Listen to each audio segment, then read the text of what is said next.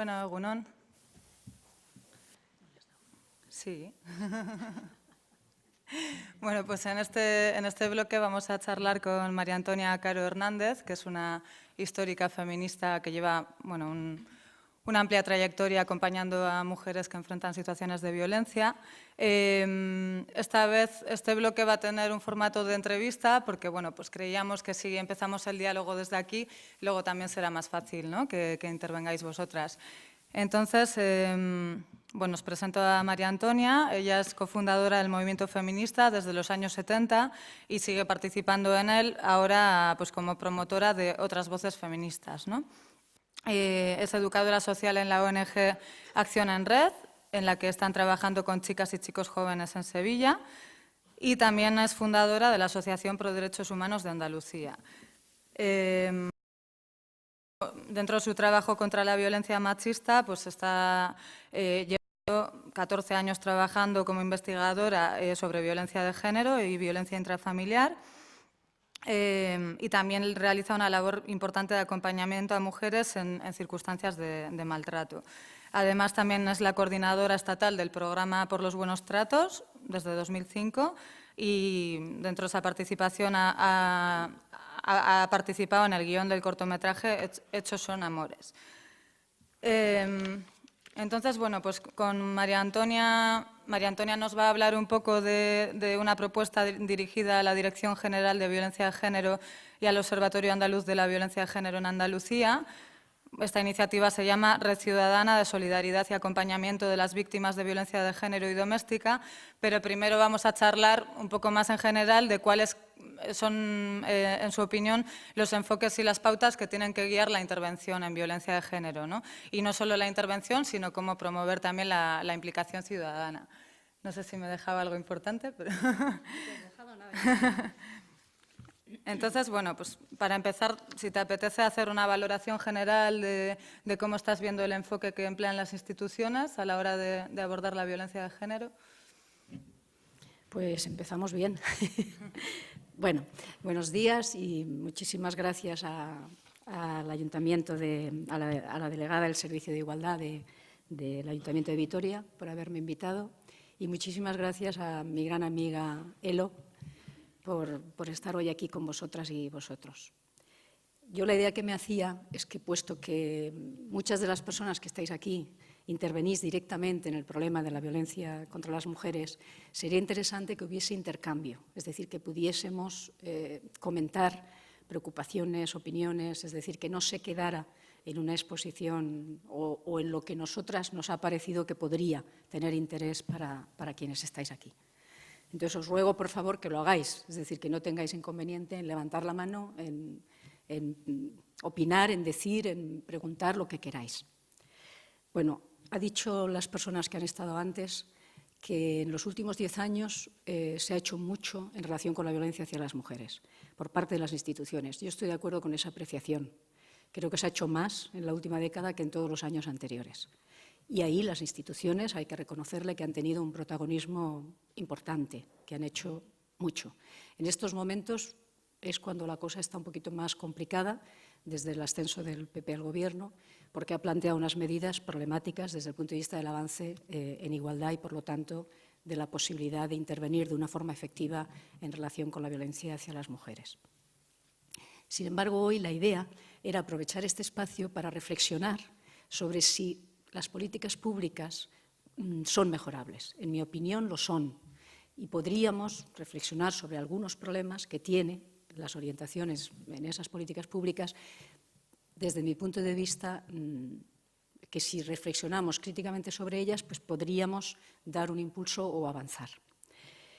Desde mi punto de vista, y esto es importante, el vector, el objetivo de la intervención en violencia de género tiene que ser el empoderamiento de las mujeres, también el logro de la mayor igualdad entre mujeres y hombres, la erradicación del sexismo y del heterosexismo en nuestras sociedades, es decir, que aspiramos a algo más que a resolver unos problemas inmediatos que hay en la sociedad. O dicho de otra manera, no creo que sean resolubles de verdad si no vamos más allá de la superficie del problema, es decir, si no tratamos de rascar en las raíces, de dónde, por qué hay ese respaldo social o por qué se mantiene estos niveles de violencia que resultan insoportables. Hay que tratar de indagar en qué hay detrás, qué sostiene esos niveles de violencia. Desde ese punto de vista, insisto en que creo que la mirada tiene que mirar a lo concreto, pero elevarse un poquito más, mirar hacia los objetivos, hacia dónde vamos. Y la pregunta entonces es, bueno, y entonces la intervención que estamos haciendo, fundamental, la prioritaria, ¿camina en esa dirección o hay aspectos que son problemáticos y que serían, desde mi punto de vista, mejorables? Pues yo creo que hay algunos problemas, algunos obstáculos para que esa dirección no se vea entorpecida. De entrada, desde mi punto de vista, la mirada sobre el problema del maltrato. A lo largo de ayer y hoy hemos escuchado una realidad, y es la diversidad, y se habla de ella. Hay una diversidad grande, tanto de mujeres como de hombres en situación de violencia, de circunstancias, de características personales. Sin embargo, en la proyección pública que hacemos de esa realidad, de la realidad de la violencia hacia las mujeres, en lo que concebimos como violencia y en las medidas que articulamos, yo creo que sigue predominando una idea de mujer maltratada. Bueno, yo la primera cuestión que planteo es que habría que modificar esa mirada, esa homogeneización que se ha hecho de las mujeres, sus circunstancias, sus características y, por lo tanto, el tipo de intervención que convendría hacer. Yo creo que ese modelo único de qué es el maltrato, qué es la mujer maltratada, no está sirviendo, que es una violencia que empieza por poco, que acaba en una espiral, que acaba por mucho. Ese modelo, digo, único, no está sirviendo como debería servir, que es para tratar de analizar qué sucede en la realidad, sino que demasiadas veces constituye un obstáculo, constituye una pantalla que nos impide ver a Encarna, a Manoli, a Pepita o a esa mujer concreta, o a ese Juan, o a ese Manolo implicado en el problema. Hablo de esquemas de maltrato, de esquemas de cómo se produce el maltrato, hablo de representaciones y hablo también de manera de nombrarlo. No soy partidaria de usar el término maltratada, mujeres maltratadas, maltratador. Creo que parece que decimos mucho y en la práctica no está sirviendo para comprender esa diversidad existente. Es decir, más bien contribuye a esa homogeneización que yo considero poco útil para poder intervenir de una manera eficaz, ¿no? Me suele gustar, bueno, en ese sentido no planteo solo modificar la palabra, es decir, que me parece pertinente, como habréis escuchado, supongo, las mujeres supervivientes, que es preferible llamarle superviviente. Bueno, yo me gustaría que sobre esto pudiésemos intercambiar y reflexionar, porque incluso eso voy más allá, ¿no? Si realmente procede, conviene, tiene más de positivo que de negativo, identificar a una asociación con alguno de esos términos, ¿no? A lo mejor pues, hasta podemos prescindir de cualquier término identificador que se refiera a esa circunstancia que no deja de ser una circunstancia en la vida. Es decir, no hay una condición de maltratada ni de maltrato. Hay unas circunstancias determinadas en un momento de la vida, pero bueno, ahí lo dejo. Juan José Millás, el escritor, hizo un artículo que a lo mejor algunas conocéis, que me gustó mucho porque explicaba que fue a entrevistar al presidente de la Generalitat, Maragall, de pronto no me acordaba el nombre, y decía que fue a buscar el Alzheimer y que no veía a Maragall. Yo creo que algo de esto nos puede estar sucediendo cuando intervenimos en relación con la violencia hacia las mujeres. Buscamos a la maltratada y a veces nos impide ver a Juanita, a Manoli, Bueno, entonces, insisto, en la representación deberíamos modificar, en la orientación a seguir creo que cabe mejorar y en los contenidos de qué proponer como respuesta también. ¿Y esta tendencia a victimizar a las mujeres, en el caso de las políticas públicas, en qué se traduce o qué ejemplos tienes en mente? Ay, este no es, este no era. Espero no haberme equivocado Ay.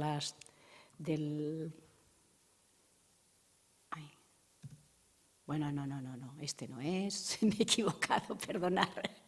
Es que a lo mejor he cogido el este que no es. Disculpad un segundo, que lo busco. es que como esta tarde hay otra sesión, pues a lo mejor he cogido Vitoria tarde. Mañana. Efectivamente, Vitoria mañana. Perdonad. Es lo que pasa cuando se tienen varias intervenciones en el mismo día. Disculpad. Bueno, ahora sí. A ver. Aquí tenéis una representación de lo que no hay que hacer desde mi punto de vista. Es decir, que si realmente hay una diversidad de maltrato, ¿por qué lo representamos así? ¿Qué ventajas le vemos a representarlo así?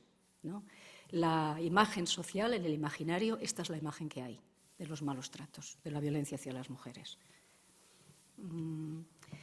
Bueno, yo creo que esto no ayuda a distinguir mujeres víctimas de mujeres victimizadas.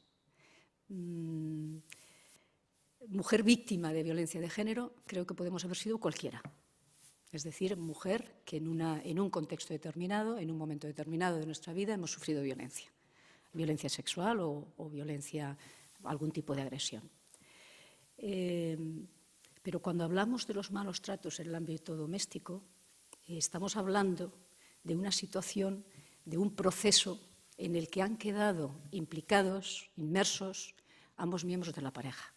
Es decir, ahí lo fundamental es comprender el proceso en el que se ha producido esa victimización, ese proceso de erosión, tanto de la mujer que ha sufrido violencia como del hombre que está agrediendo y que erosiona parte de su humanidad en ese proceso.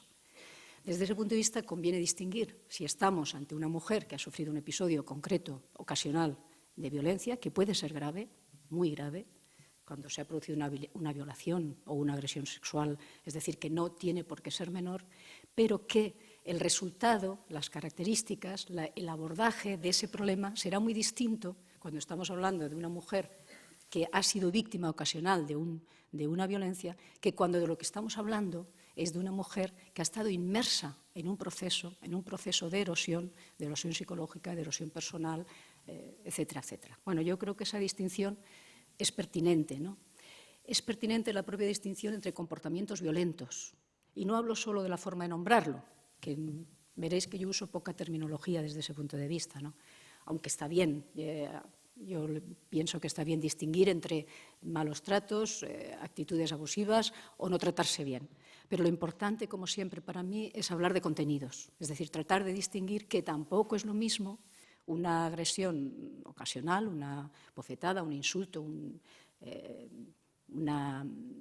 algo muy ocasional.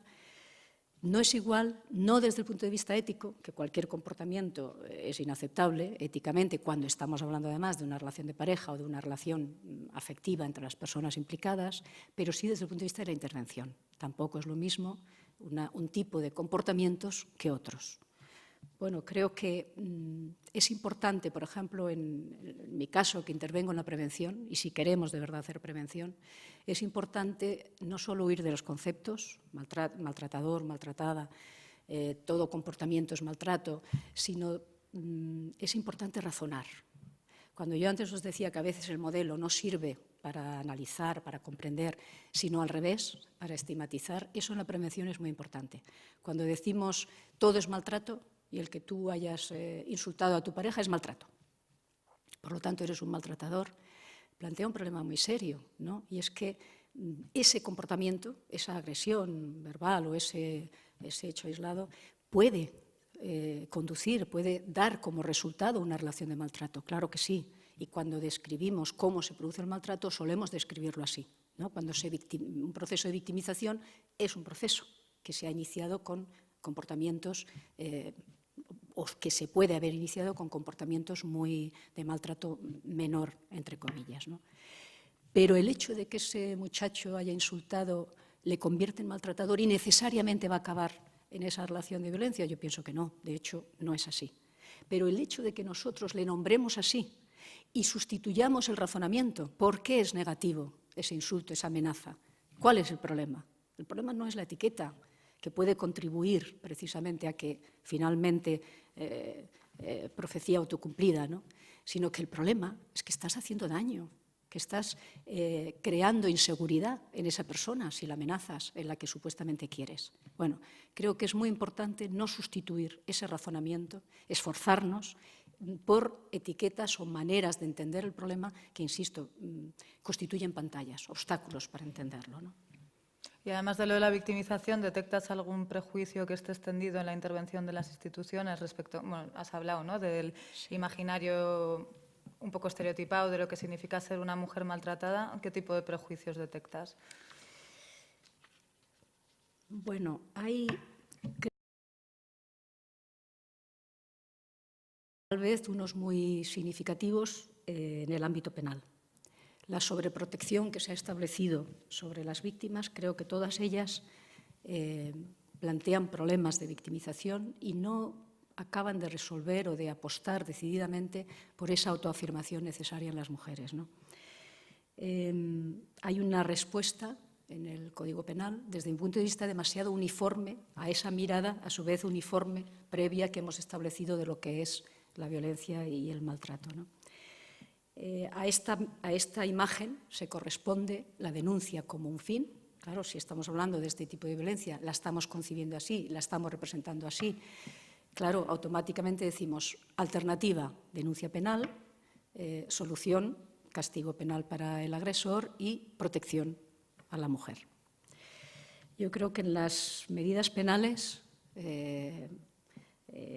como recurso único, la propia mirada de la denuncia como clave o como elemento central que desencadena la protección y el apoyo a las mujeres, representa para mí ese otro problema, es decir, ese otro obstáculo en la intervención pública que habría que orillar. ¿A qué problemas concretos aludo? Por ejemplo, al automatismo penal que representa el artículo 57.2 en los casos de maltrato. Es decir, toda condena por violencia de género se aplica el alejamiento obligatorio. Esto está dando pie, como conoceréis muy bien, si sois trabajadoras sociales, a todo tipo de problemas. Es decir, desde que la víctima sale cogida de la mano del propio juzgado en el que han sido sentenciados por obligatoriedad, porque es preceptivo, porque el juez no puede dictaminar otra cosa, salen cogidos de la mano. Ha dado pie a quebrantamientos de condena, aunque sean consentidos por parte de la víctima, que suponen una nueva penalidad para el agresor. Por supuesto, también se han producido quebrantamientos de condena sin consentimiento de la víctima, ¿no? Pero trato de plantear los problemas o la mirada problematizadora de la medida, ¿no? Para mí también es un problema el plus de penalidad que se aplica en todos los casos, es decir, que también, de hecho, había otras fórmulas que si queréis luego hablamos de ellas. O la propuesta, por ejemplo, dentro de esa lógica de concebir a las mujeres como víctimas y victimizadas siempre, la nueva propuesta que hay de suprimir el artículo 517 de la Ley de Enjuiciamiento Criminal, es decir, la posibilidad de que las mujeres, cuando acceden al juicio, puedan acogerse a ese artículo para no declarar contra un familiar. Es decir, las medidas que se adoptan de sobreprotección siempre se hacen en nombre de la defensa de la sobreprotección necesaria en todos los casos y para todas las mujeres. El precio es muy alto porque el razonamiento que hace la propia ley es que la mujer en una relación de pareja heterosexual siempre somos seres más vulnerables, siempre y en todos los casos. Yo no puedo compartir ese punto de vista. Es decir, creo que ni es así, ni somos seres más vulnerables siempre y en todos los casos donde hay una relación de pareja heterosexual. Cuando digo pareja, expareja, amante, es decir, relación afectiva. Y además porque hay otras vías en donde canalizar cuando eso sí es así. Es decir, no sería obligatorio penalizar en todos los casos para poder intervenir en los casos en donde es imprescindible hacerlo, que yo sí creo que los hay. Mi oposición no es a que exista la posibilidad, sino a que sea preceptivo, a que sea un automatismo, a que no se pueda intervenir aplicando a cada caso el tipo de medida que conviniese, ¿no?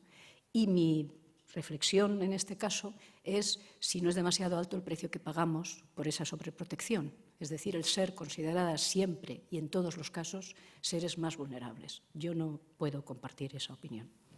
¿Y cuál es entonces, cuál es la alternativa? ¿Qué otras vías hay aparte de la estrategia penal? Porque yo creo que muchas veces si vivimos una situación de violencia o vemos elementos como para denunciar o no sé qué otros espacios de apoyo puede haber. Bueno, yo creo que de entrada la posibilidad de acreditar la violencia por otras vías que no sea por el ámbito penal. Esta mañana hemos escuchado una posibilidad, es decir, que hay... Pero bueno, eso no se da en todos los casos y a veces por tendencia, es decir, por el prejuicio de que hay que actuar así, o en otros casos, como es el caso de la Comunidad Autónoma Andaluza, porque no es posible acceder a determinados recursos si no media la denuncia penal. No sé en Euskadi, pero en nuestro caso es así, ¿no? No digamos ya la orden de protección, es decir, que para muchos de los recursos actualmente existentes es necesaria la orden de protección. En las estadísticas que antes hemos visto hay varios casos que no se consigue, además, la orden de protección. Entonces, pregunto, ¿por qué no sería posible acceder a esos servicios por la vía de los servicios sociales? En el caso de Galicia se hizo, y creo que no fue casualidad, se hizo precisamente en un momento en que había una mujer de otras voces feministas, Ana Loisa Bouza, y hubo un tripartito, un gobierno autonómico, que permitió acceder, acreditar por la vía de los servicios sociales, sanitarios, la existencia de maltrato y arbitrar, por lo tanto, unos mecanismos de atención, de seguridad, de prevención que no estuvieran sujetos a la denuncia penal. Pero además hay otros recursos, ¿no? El peso o la importancia de los equipos psicosociales en los juzgados, ¿no? Como vía para poder intervenir de una manera adecuada a cada caso, ¿no? Instancias intermedias de intervención, como la que hemos escuchado esta mañana, pero que hay otras posibles. Yo luego os relataré otra ciudadana que no hay intervención institucional, que hacemos ese tipo de intermediación entre la persona, la mujer víctima y las instituciones posibles a las que poder recurrir. Cabe incluso en el ámbito penal, de hecho yo participé en el Congreso cuando se discutió la Ley de Violencia de Género, y Montserrat Comas, que entonces era la presidenta del observatorio, hizo una propuesta que yo apoyé, que era demostrar en los casos concretos donde realmente se da ese abuso de poder y esa desigualdad, esa vulnerabilidad de esa mujer, un plus de penalidad. Pero no en todos los casos, sino allí donde quede demostrado. Esa propuesta no fue la que prosperó, sino que es la que prosperó, es la que contiene actualmente la ley integral. Pero cabe hacer propuestas que sí penalicen, o sea, que no planteo suprimir estos recursos, porque es que en algunos casos son imprescindibles, no se puede prescindir. Lo que planteo es que se puedan aplicar de una manera más flexible de lo que hoy se está haciendo, ¿no? Bueno, creo que cabe una implicación ciudadana mayor y de eso es de lo que he venido a hablar y ahora espero que podamos seguir charlando y podamos comentar posibilidades. Creo que cabe una intervención sobre los agresores no judicializados, es decir, que en estos momentos las leyes lo que priorizan y lo que actúan es sobre todo con agresores judicializados, pero ¿por qué no? Creo que aquí sí tenéis alguna experiencia y Oriol ayer también habló algo de eso, ¿no? Es decir, pero cabe experimentar más y desarrollar ese tipo de experiencias con agresores que no provengan, que no estén ya en prisión, ¿no? De hecho, hay experiencias muy interesantes, ¿no? Bueno, creo que cabe pensar en instancias de contención del conflicto. En Europa hay varias experiencias de ese tipo. Aquí tenemos muy poca experiencia de cooperación, instituciones, ciudadanía. El recorrido democrático en este país es muy corto y las posibilidades de una cooperación entre instituciones y ciudadanía pues todavía nos quedan muy lejos, ¿no? Pero cabe desarrollar instancias intermedias, instancias de mediación, es decir, que hay otros recursos posibles que no obliguen a fagocitarlo todo y canalizarlo todo por un ámbito que es estrecho y que plantea muchos problemas. Sí, hay una pregunta por ahí. Un poco en la línea de lo que estabas comentando de qué es lo que hay en la comunidad. Pues en la comunidad hay lo que es de sentido común. O sea, no se accede a los recursos sociales ni vía judicial ni vía policial. No se requiere nunca el requisito de interposición de una denuncia, ni, por supuesto, el que exista una resolución judicial que acredite que una persona es víctima de malos tratos. Los recursos sociales tienen que estar puestos a disposición de la ciudadanía sin restricciones, sin que seamos jueces o policías para poner en entredicho el testimonio de una mujer que dice ser víctima. Entonces, en este sentido, lo que se hace es seguir las recomendaciones tanto europeas como de la propia Emakunde y del acuerdo interinstitucional, que desde el primer acuerdo en 2001 recoge que no se puede requerir a las víctimas para acceder, por ejemplo, a un recurso de acogida o a un programa de intervención, la interposición de una denuncia ni el que tengan en la mano una resolución judicial. Sí que en el sentido de la legislación estatal con respecto a las ayudas económicas que se derivan de la ley integral, pues hay unos requisitos establecidos ahí que no se pueden salvar, pero en el resto de los recursos no. No, y desde hace muchos años. Muy bien. Lo cual demuestra que es posible, es decir, que es posible intervenir de una manera que no subordine hasta ese extremo el acceso a esos recursos, ¿no?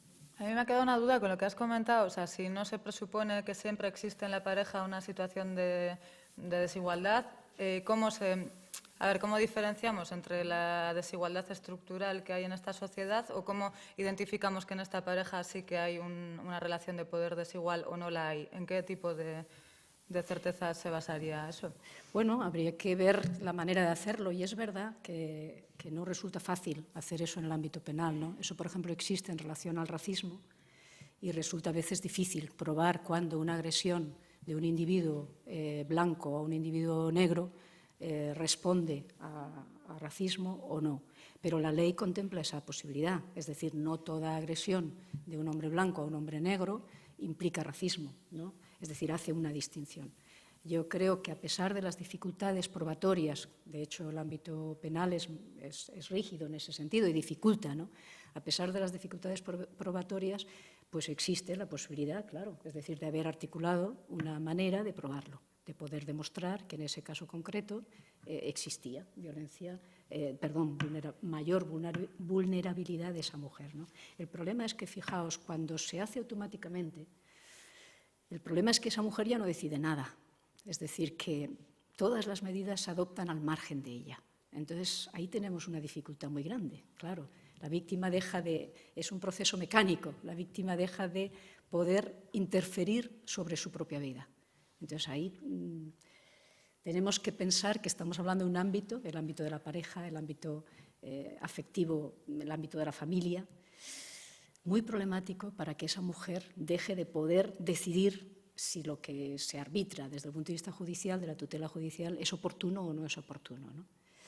Claro, hacer esto en nombre de la defensa de todas las mujeres es que a favor de la igualdad entre mujeres y hombres, de la sociedad, es decir, hay un problema social, pero claro, se aplica a individuos concretos y en este caso a individuos concretas, ¿no? Yo no creo que esa sobreprotección sea una ventaja, creo que tiene muchos inconvenientes a juzgar por el resultado y una cosa es que inicialmente se hiciese así, pensando en que, bueno, a lo mejor eso podría tener efectos positivos. Otra cosa es que creo que podemos ya evaluar y decir, bueno, ¿qué efectos ha tenido esto? ¿Qué problemas? ¿Conviene mantenerlo? ¿Conviene modificarlo?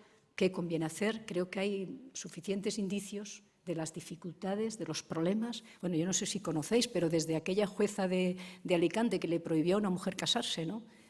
Con su pareja, porque tenía una sentencia por maltrato, claro, si había alejamiento, hasta la gente que intervenís en concreto con personas en situación de violencia, tenéis que haberos encontrado con casos como me he encontrado yo, ¿no? De la mujer rumana que vive en una casa con un estudiante, comparten vivienda, con un estudiante, tienen una trifulca, el matrimonio, él le da una bofetada y el chaval estudiante se asusta y presenta la denuncia.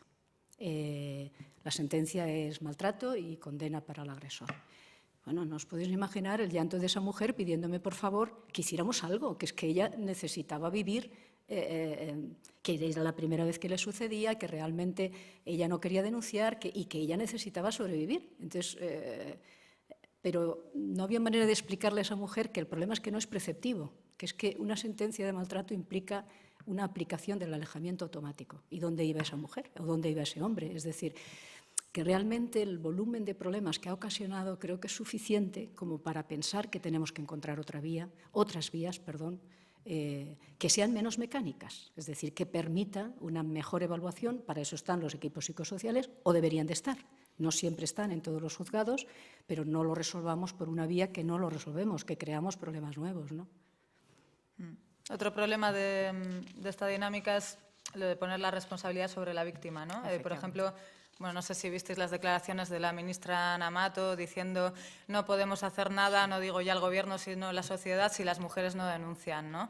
Entonces, bueno, ¿qué opinas de esta cosa de poner la responsabilidad en las víctimas y que si no denuncias nadie te puede ayudar? Bueno, yo creo que antes de contestarte, tenía aquí otras imágenes que se me ha olvidado poneros. Aquí tenéis, por ejemplo, 3 casos conocidos, ¿no?, de violencia hacia las mujeres, ¿no?, de violencia de género. Anabella, que es la fundación, la asociación que vino ayer, Pamela y Nagore. Anabella y Pamela son 2 mujeres que no son solo sobrevivientes, son 2 mujeres que han hecho de la reparación o de la de responder a la violencia que han sufrido y, como dice Anabella, de devolver a la sociedad el apoyo que han recibido, han hecho seña de identidad. Son 2 mujeres valientes que que nos permiten reflexionar sobre este problema, ¿no? Nagore sufrió un caso de violencia de género durísimo, es decir, la mató su agresor, supongo que lo conocéis, ¿no?, una violación. Aquí tenéis otros 2 casos. Suelo usar esta transparencia porque son las 2 jóvenes, como veis. Una es inmigrante, Avellaneda, y la otra, Sorina Partinac, ha sido recientemente asesinada por su pareja en Valencia. Suelo poner a la mujer inmigrante porque, como muy bien se ha dicho antes también, los porcentajes de mujeres inmigrantes que están sufriendo violencia son siempre superiores. Desde mi punto de vista, por ejemplo, un problema que tiene la uniformidad o la homogeneización es no comprender esas situaciones realmente de mayor vulnerabilidad. Es decir, que en el caso de las mujeres inmigrantes hay factores de vulnerabilidad especiales que en esa homogeneización previa no nos permite ver cuáles son. Y que a veces nos conformamos en exceso con decir, bueno, es que en sus culturas hay más machismo, cosa cierta. Pero desde luego eso no es la explicación a por qué, o no es la única explicación a por qué se están dando mayores índices de violencia entre las mujeres inmigrantes hoy en nuestra sociedad, ¿no? Bueno, esta imagen la suelo poner, esta es una mujer que ha salido de la violencia. Entonces, bueno, es una manera también de afrontar este problema, ¿no?, de no mirarlo de una manera tan sesgada, ¿no?, de no contribuir, de no retroalimentar esa imagen de mujer víctima de la violencia, ¿no? Pero hay todavía mejores maneras de hacerlo. Aquí tenéis una manera de afrontar este problema de la diversidad y de no contribuir a esa victimización de las mujeres, de encardinar la mirada hacia el logro de mayores cuotas de igualdad, antisexismo. Aquí tenéis otra. Es una mirada constructiva, positiva. Se puede salir de la violencia. Aquí tenéis otra. Es decir, que hay muchas formas, muchas maneras de afrontar este problema que no contribuyamos, con toda la buena fe del mundo, a seguir estereotipando, estigmatizando qué supone ser mujer que sufre o que ha sufrido la violencia o que está en riesgo de sufrirla, ¿no? ¿Me habías preguntado? No, bueno, pues esta tendencia de reprochar a la víctima o que no denuncia o que quita, y entonces, ¿cómo se le va a ayudar si ella es la que no quiere que le ayuden, ¿no? Efectivamente, yo creo que lo habéis explicado muy bien esta mañana, ¿no? Yo creo que un primer problema es acceder a esas mujeres que están en situación de violencia. Creo que poner por delante la denuncia penal como objetivo fundamental dificulta mucho ese acceso. Es decir, que realmente solo vienen o se dirigen a una institución aquellas mujeres que tengan decidido denunciar, pero se cuidan muy mucho aquellas que no tengan esa decisión tomada, ¿no? Pero otra vertiente de este problema es efectivamente la culpabilización. Hay un 36,5% de ciudadanos españoles que consideran que la mujer es responsable de la violencia que sufre porque no se separa de su agresor. Es decir, poner el acento en la denuncia penal como objetivo tiene también el problema de culpabilizarla a ella. Hay algunas expresiones particularmente estigmatizadoras. Ellas no saben. Yo en los años que llevo acompañando mujeres no me he encontrado ninguna que no sepa. Ninguna, sinceramente. Es decir, y algunas ya he atendido, ¿no? Otra cosa es cómo se explican, qué expresan. A lo mejor no le llaman estoy sufriendo maltrato, pero en el relato que hacen es evidente. Es decir, cuando están buscando apoyo, ayuda, Es evidente. Es más, tendemos a no preguntarles, ¿y tú qué quieres? Yo lo hago siempre, ¿vale? ¿Y tú qué es lo que quieres, no? Y en lo que quieren también lo tienen siempre claro. Otra cosa es que lo que quieren y que tienen claro sea factible o no sea factible. Por ejemplo, la mayoría de ellas dicen, oye, que me deje en paz y que pueda vivir. Que, claro, eso es más complicado de conseguir, ¿no? O que haya tratamiento para él, pues no siempre es factible tampoco. Es decir, que otra cosa es que lo que pidan sea factible o no sea factible. Pero no es lo mismo que la imagen que proyectemos sea ella no sabe, ella no sabe lo que quiere, está aturdida, ha sufrido un proceso de violencia y entonces tiene una dependencia emocional que le impide. Bueno, puede haber un embotamiento emocional, lo hay en algunas mujeres en un momento concreto, claro que sí, en una parte de esas mujeres que están sufriendo violencia, pero en otras muchas no, y en cualquier caso es muy coyuntural. Y si nosotros, en vez de concebirnos como agentes que vamos a sustituirla o que pensamos que sabemos mejor que ellas lo que les conviene, si en vez de eso procuramos contribuir a esa autoafirmación, a esa mayor seguridad en cómo salir de esa situación, pues posiblemente nos formule de una manera más precisa qué es lo que necesita, qué es lo que quiere. Hay dos maneras de afrontar ese problema, desde quien sabemos lo que es mejor para ella o desde quien, como yo, pienso que ella siempre es el mejor vector, siempre, para atinar en cómo intervenir. Otra cosa es que nosotros sepamos o no sepamos poder sacar eso de esa persona concreta, de esa mujer que tenemos delante. O, como a veces suponemos, es que la institución o el recurso concreto, como ya hemos visto a muchas, hay un protocolo y sabemos mejor lo que le conviene. Pero si prescindimos de esa mirada previa, si miramos a la mujer, si le preguntamos, ¿tú qué quieres?, posiblemente obtengamos respuestas más fidedignas y más efectivas para poder intervenir, ¿no? Creo que además de la barrera de acceso ofrece una barrera de comunicación importantísima. Antes os he dicho, cuando hacemos prevención y vamos a los institutos y damos por hecho que las chicas jóvenes no saben que sufren violencia, acabamos de establecer una barrera de incomunicación automática. Es decir, que yo creo que, insisto, el problema no es que no sepan. En el libro que hemos publicado sobre el programa distinguimos entre detectar un problema, ser conscientes o intervenir sobre un problema. Son procesos personales diferentes. Yo no he conocido a ninguna mujer que me diga que le gusta que le insulten o que le maltraten, ninguna. Es decir, detectar el problema, saber que eso no está bien, creo que lo sabemos todo el mundo, mujeres, hombres, la que lo sufre y el que lo ejerce. Por esa razón normalmente se esconde.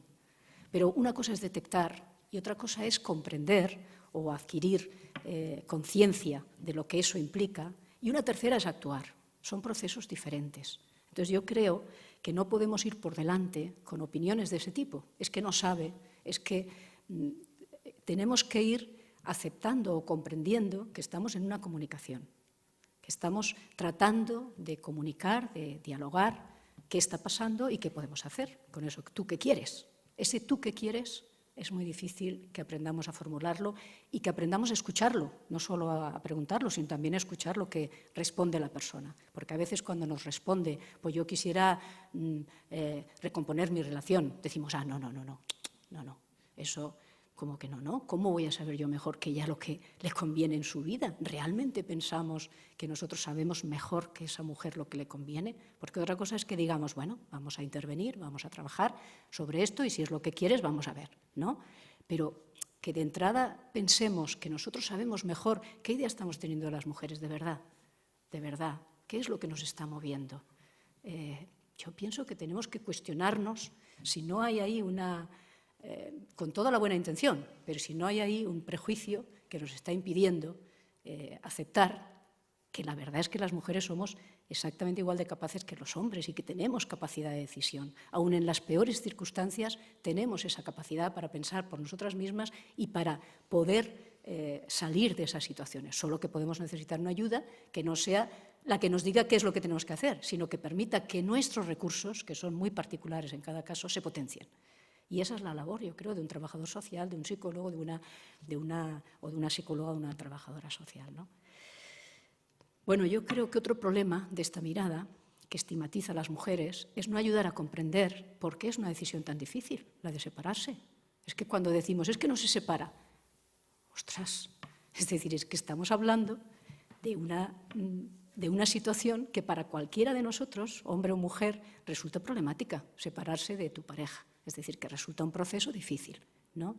Decimos, claro, pero como hay violencia es fácil. Bueno, ¿por qué va a ser más fácil separarse cuando hay violencia que cuando no lo hay, perdón? Es decir, que es un proceso complicado, en donde a esa mujer le cuesta un montón tomar una decisión, fortalecerse en esa decisión. ¿Por qué no ayudamos a la sociedad a comprender que estamos hablando del padre de sus hijos, que estamos hablando de una pareja, de que había apostado esa mujer por una relación, en fin, satisfactoria y para compartir una relación de pareja, ¿no? Que eso no es fácil. Por lo tanto, no pongamos el acento en la separación y en si se tiene que separar, sino pongamos el acento en hacer comprender a la sociedad que es un proceso complicado, que es un proceso difícil y que, por lo tanto, entender por qué le cuesta tanto a una madre, a una mujer, cuáles son los problemas que le impiden tomar esa decisión, ¿no? Y luego una última reflexión es que yo creo que además el proceso, el ámbito penal es muy limitado para poder responder a las demandas de las mujeres, ¿no? Es decir, que el Código Penal es un código de penas, es decir, es un ámbito que permite penalizar, pero que no permite, si abusamos de esa vía de abordaje, de afrontamiento del problema, pues no permite satisfacer las demandas de las mujeres, ¿no? Recientemente había unas mujeres en Galicia, no sé si visteis el vídeo, que se encerraron porque se sentían maltratadas por las instituciones. No sé si tuvisteis oportunidad. Cuando una miraba los relatos de esas mujeres, entiendo perfectamente que se sientan maltratadas, ¿no? Relataban haber ido a la policía y que la propia policía les hubiese dicho, oye, ¿por qué no buscas de arreglarte, ¿no? Con tu pareja? Relataban situaciones económicas dificilísimas para ellas, relataban rapto de sus hijos a pesar de haber sentencias judiciales que les daban la custodia. O, por ejemplo, la propia reparación. ¿Pero podemos, desde el ámbito judicial, resolver todas esas cosas? Pues yo creo que no. Yo creo que también, desde el punto de vista de satisfacer las necesidades de las mujeres en situación de violencia, se queda demasiado corto esa vía, ¿no? Entonces, bueno, yo creo que reflexionar sobre este problema, sobre qué abanico de posibilidades, de recursos habría que arbitrar y usarlos, ¿no? Ampliar esas vías de participación, de implicación ciudadana y también de maneras de afrontar el problema de la violencia, pues yo creo que es una necesidad, ¿no? Siempre mirando en que toda intervención debe fortalecer esa autonomía. Debe preguntarse primero, ¿esto fortalece la autonomía de esta mujer o no? Y si ese es nuestro objetivo y vemos que sí, adelante. Pero si vemos que tiene inconvenientes, vamos a darle alguna vuelta más. Vamos a ver si mejorando por aquí o por allá es posible una intervención que potencie realmente esa autonomía, esa capacidad de esas mujeres, ¿no? Y si existe cierta incomprensión social, ¿no? por este imaginario simplista de lo que es la mujer maltratada y no nos acercamos como sociedad a relatos diversos, ¿no? Y a entender la complejidad de esos procesos, ¿cómo puede la ciudadanía escuchar de alguna forma los relatos de estas mujeres para comprender mejor el fenómeno de la violencia? Porque igual ahora en los medios de comunicación, por ejemplo, o son otras las que hablan en nombre de ellas, ¿no? O cuando sale la víctima, pues muchas veces es en el contexto de un circo mediático, ¿no? Como puede ser un programa de televisión así, bueno, que todas tendremos en mente. ¿Cómo podemos acercarnos a las historias de estas mujeres? Bueno, antes me ha gustado también que esta mañana ellas han hablado de cuáles son las razones para esas mujeres, cuando se les ha preguntado. Yo traía también esa reflexión, ¿no? Pocas veces preguntamos a las mujeres en situación de violencia qué demandan, qué quieren, cuáles son sus dificultades para rehacer su vida, ¿no? Yo creo que lo primero es conocer. Es decir, antes de cómo se podría intervenir o cómo se podría, es preguntarnos cuáles son esas circunstancias, esas dificultades, por qué las mujeres deciden o optan por un camino o por otro, ¿no? Cuáles son sus expectativas, cuáles son sus vivencias, ¿no? Yo tengo algunas razones comunes en las que habéis dicho esta mañana, ¿no? Primero, ¿por qué no denuncian? ¿No? ¿Cuál es el problema para no denunciar? Coincido prácticamente en las tres que habéis dicho esta mañana. la falta de medios económicos, hoy agudizado por las políticas que se están haciendo ante la crisis económica. Generalmente hay mujeres en unas circunstancias económicas peores que ellos cuando hay problemas de separación. Entonces, la falta de medios económicos es un argumento importante que dan muchas mujeres para no separarse. La vergüenza, en el caso de los estudios que yo conozco y de mi propia experiencia, tiene un peso importante. La vergüenza de haber, por ejemplo, cuando son casos largos, de haber sufrido violencia, pues de no haberlo dicho antes, ¿no? Cuando son, por ejemplo, casos de violación en chicas jóvenes, ¿no? De si yo no pude, la culpabilidad, si yo tal vez di pie, ¿no? Es decir, que es un fenómeno, el de la vergüenza, significativo en los comportamientos de por qué silenciar, por qué no denunciar, ¿no? La situación de mayor riesgo a la que se expone, a mí esto me parece un asunto importante a tener en cuenta. Es decir, cuando una mujer denuncia, tiene que saber que si previamente no se han adoptado todas las medidas de protección necesarias, se está arriesgando. Por lo tanto, yo planteo que modifiquemos el mensaje, que en vez de mujer denuncia, digamos, mujer busca apoyo, ven a donde te podamos apoyar y a partir de ahí la denuncia es una opción posible, claro que sí, ¿no? Pero que modifiquemos el mensaje, ¿no? Que no insistamos en mujer denuncia, sino mujer refuerza tu posición, mujer busca ayuda, protégete, ¿no? Este es un factor de riesgo importante, ¿no? La denuncia penal. Pero también cuando se retiran, por ejemplo, hay un estudio reciente en Andalucía del año pasado que se ha hecho desde el Observatorio de Violencia contra la Mujer, muy curioso, ¿no? ¿Por qué retiran las mujeres una vez que han entrado en el ámbito penal, ¿no? Una vez que han denunciado? Digo porque es curioso que hay argumentos comunes en unos y otros comportamientos, ¿no? Un problema importante es que muchas de ellas, la gran mayoría, en verdad no sabe. Cuando entra en un procedimiento penal, en verdad no sabe qué supone. Por lo tanto, cuando ven qué está suponiendo, pues muchas de ellas o no encuentran satisfacción a lo que buscaban, o hay otras razones curiosas, ¿no? Hay un sentimiento de culpa nuevamente porque el castigo que le supone al agresor es muy superior a lo que ellas pretendían. Antes me hablaba Yune de un caso, ¿no? Precisamente. Es muy común ese problema, es decir, bueno, yo quería que le diesen un toque, pero yo no quiero ser la responsable de que le encarcelen, ¿no? En este país, además, somos muy amantes de la privación de libertad, es decir, que a pesar de que el Código Penal ofrece un abanico de posibilidades, realmente somos muy amantes de la privación de libertad, ¿no? Bueno, pues ese sentimiento de culpa, de no es lo que yo quería, pues lleva, por ejemplo, a un 11% de mujeres a retirar esa denuncia, ¿no? El miedo a perder los hijos o hijas, en los casos donde hay hijos e hijas, ¿no? O el miedo a no protegerles. Es decir, es que si yo me separo y resulta que luego él le va a seguir viendo, y, en fin. O el temor a las represalias cuando hay esos hijos, ¿no? A que la pareja adopte represalias contra los hijos, ¿no? La falta de agilidad en el procedimiento penal. Las mujeres creen que una vez que denuncio, pues esto es mecánico y a veces aquello se alarga in eternum. Pero hay dos razones más que me interesa comentaros, ¿no?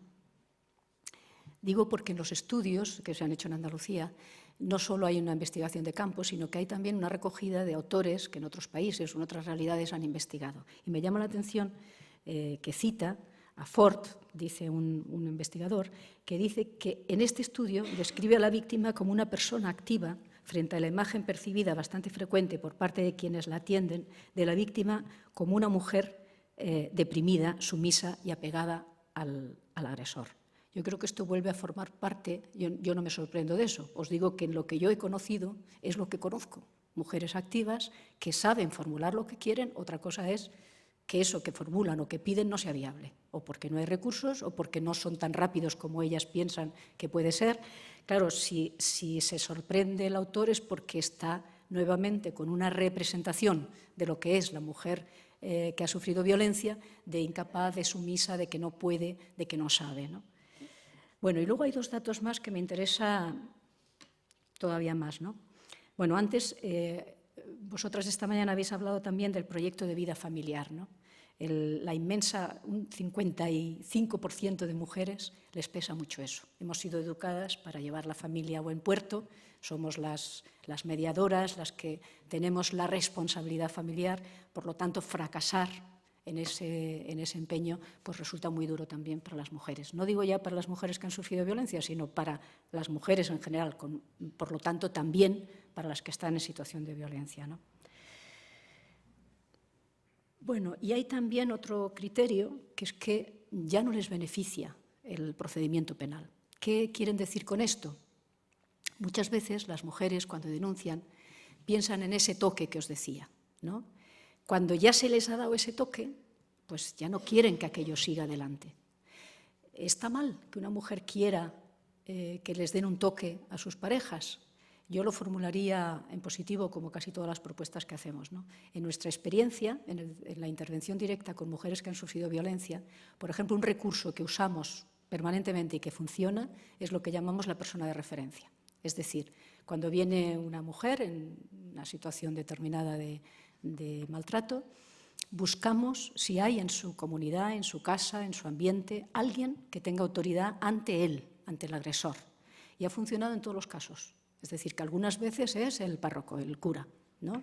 Pues porque es un elemento de autoridad ante él que le dice, yep, como sigas por aquí te vas a enterar. Otras veces, por ejemplo, en el último caso, es la madre de ella, que tiene autoridad. Otras veces, y le puede parar los pies. Otras veces es el padre, por ejemplo, en el caso de una chica que le acosaba por el móvil permanentemente. Primero lo intentamos con el hermano, pero no tenía autoridad suficiente, y luego con el padre de ella. Pero os voy a decir más. A mis 17 años hice por primera vez en mi vida una intervención de este tipo. Un chaval de 17 años y yo también, con 17. Y fuimos a amenazar a un individuo. Le dijimos, como no dejes de maltratar a tu mujer y a tus hijos, te vas a enterar. ¿Y os podéis creer que funcionó? Pero ¿sabéis por qué? Luego lo he peor, ¿no? Es evidente que nosotros no le podíamos ocasionar miedo a aquel individuo, ¿no? El otro y yo. ¿Qué es lo que probablemente funcionó? Que se supiera, es decir, que lo esconden, la agresión, ¿no? el maltrato, y también el miedo a la repercusión que eso podía tener, más que a nosotros, que no la tenía, ¿no? Bueno, en nuestra experiencia actual esto es permanentemente y ha funcionado en todos los casos. Es decir, que cuando digo ha funcionado, ha habido una intervención significativa en parar, en tratar de poner una cuña importante en los casos de violencia, ¿no? Bueno, pero iba a que hay dos elementos más de ese estudio que me parecen especialmente significativos desde el punto de vista que, insisto, de partir de las mujeres y de su capacidad de decisión permanentemente. Uno es que el 52% de mujeres que retiran la denuncia no han recibido atención psicológica. Un recurso que para mí es fundamental. Es decir, cuando alguien llega y nos pide ayuda, nos pide intervención, alguna mujer, lo primero que hacemos es, si son casos además de violencia dura, poner por delante, vale, muy bien, todo eso que dices, pero intervención ya contigo, ¿no? Es decir, vamos a... ¿Por qué? Porque eso sí fortalece su posición, eso sí que ayuda a que ella mantenga una posición más decidida, más firme, ¿no? ¿Por qué no reparamos en ese dato y potenciamos por ahí? ¿Por qué no asegurar que toda mujer que llega a nosotros tenga la posibilidad inmediata, no al cabo de 2 meses ni de 3, ni inmediata, de intervención psicológica, ¿no? De fortalecimiento, porque en verdad es un tipo de intervención dual, ¿no? Que va dirigida a evaluar la posible erosión psicológica, pero también desde el punto de vista de reforzar sus recursos y sus convicciones, ¿no? Y otro dato significativo de ese estudio es que el mayor porcentaje de renuncias de las mujeres que han renunciado al procedimiento penal se inicia cuando la denuncia la ha hecho una tercera persona. ¿Qué nos dice eso? Pues nuevamente que aquello que suponga sobreponernos sobre cada mujer en concreto tiene muy pocas probabilidades de triunfar. O dicho de otra manera, toda intervención directa sobre esa mujer que fortalezca su posición tiene más garantías de éxito. Toda intervención que se haga al margen de ella, sin que ella realmente haya podido hacer su propio proceso, pues tiene todas las probabilidades de fracasar, ¿no? Bueno, yo creo que intentar comprender estos procesos e intentar reforzarlos, ¿no? En vez de sustituir a esas mujeres, pues creo que nos daría muchos mejores resultados que lo que estamos intentando, ¿no? Sí, ¿ibas a continuar? No, que no sé no sé si te contesto, porque a lo mejor me lío y no te contesto lo que me habías preguntado. Que te voy a preguntar sobre el trabajo en Acción en Red y luego ya vamos a dar paso a las intervenciones. ¿Sabéis que podéis optar o por la vía de levantar la mano y preguntar, o que también creo que os han dado papelitos, ¿no?, para escribir y pasarnos las preguntas, lo que os sintáis más cómodas? ¿Cómo trabajáis en Acción en Red? Sí, yo una de las cosas que me gustaría plantearos es que nosotros no tenemos un proyecto concreto como el que hemos visto esta mañana, ¿no? Pero sí tenemos unos criterios o unas ideas que es lo que me gustaría compartir con vosotros, ¿no? Muchas de las que he ido diciendo, bueno, aquí había una representación, es que soy incapaz de coordinar las transparencias con lo que digo, pero aquí había una representación negativa desde el punto de vista no ya de la imagen, sino de lo que proponemos. Este es el cartel con el que vamos a ir este 25 de noviembre en Sevilla, ¿no? ¿De verdad pensáis que esto transmite algo positivo o que puede reforzar la autonomía de las mujeres? Yo creo de verdad que cada cosa que hagamos nos tenemos que preguntar eso. ¿Con esto qué potenciamos? ¿Qué logros podemos conseguir, ¿no?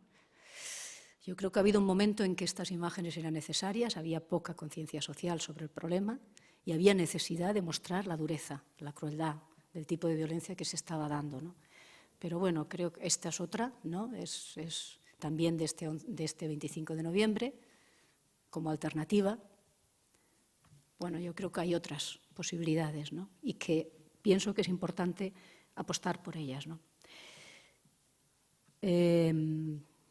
Hemos dicho esta mañana, ahora lo he repetido, que es muchísimo lo que se ha avanzado en conciencia social, en mecanismos de intervención, pero efectivamente es mucho lo que nos queda todavía por lograr, ¿no? Uno de esos retos, hablaré esta tarde un poquito más, con más detenimiento de por qué razón es hoy un reto tan fundamental o tan importante, ¿no? Pero yo creo que muy importante es la implicación ciudadana. Implicación ciudadana que pasa por actuar sobre la prevención. Es decir, que yo creo que ofrecer cauces de participación ciudadana exclusivamente para el final del proceso, para cuando ya se ha producido violencia, creo que no deberíamos enfocarlo así.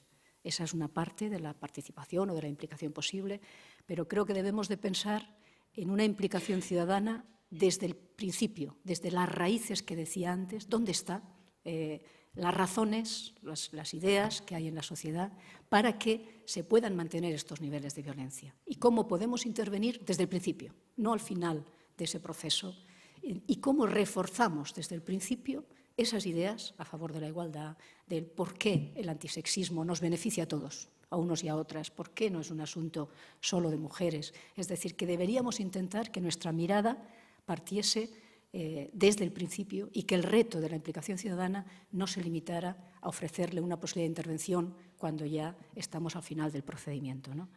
Desde ese punto de vista yo creo que toda persona, sin excepción, hombre o mujer, tiene posibilidades de intervenir y tiene posibilidades de actuar en contra de la violencia. Insisto que a la tarde lo desarrollaré un poquito más, pero ahora quisiera reflexionar sobre por qué creo que es así y cómo hacerlo, ¿no? La realidad nos muestra es ambivalente, nos muestra dos caras.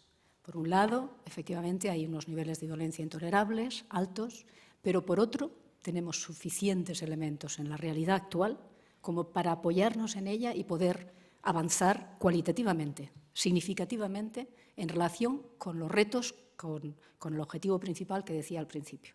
Mayores cuotas de igualdad, mayor remisión del sexismo, del heterosexismo. Es decir, hay en la realidad otra parte que es la que invisibilizamos desde mi punto de vista en exceso. ¿De qué realidad estoy hablando? Bueno, estoy hablando de la encuesta de Emakunde de 2012. El 98% de personas de la CAF considera bastante o muy grave la violencia de género. Estoy hablando de la más cercana, bueno, esta última encuesta de 2012 coincide, por ejemplo, con la opinión del CIS de 2005, que era un 92,5% de la población. Coincide con el informe de jóvenes españoles de 2005, que consideraba el segundo comportamiento más grave la violencia de género. muy importante reflejar esta realidad y muy importante reflejarlo. Ahora no encuentro la transparencia que os quería. Sí, ahora la encuentro, ¿no?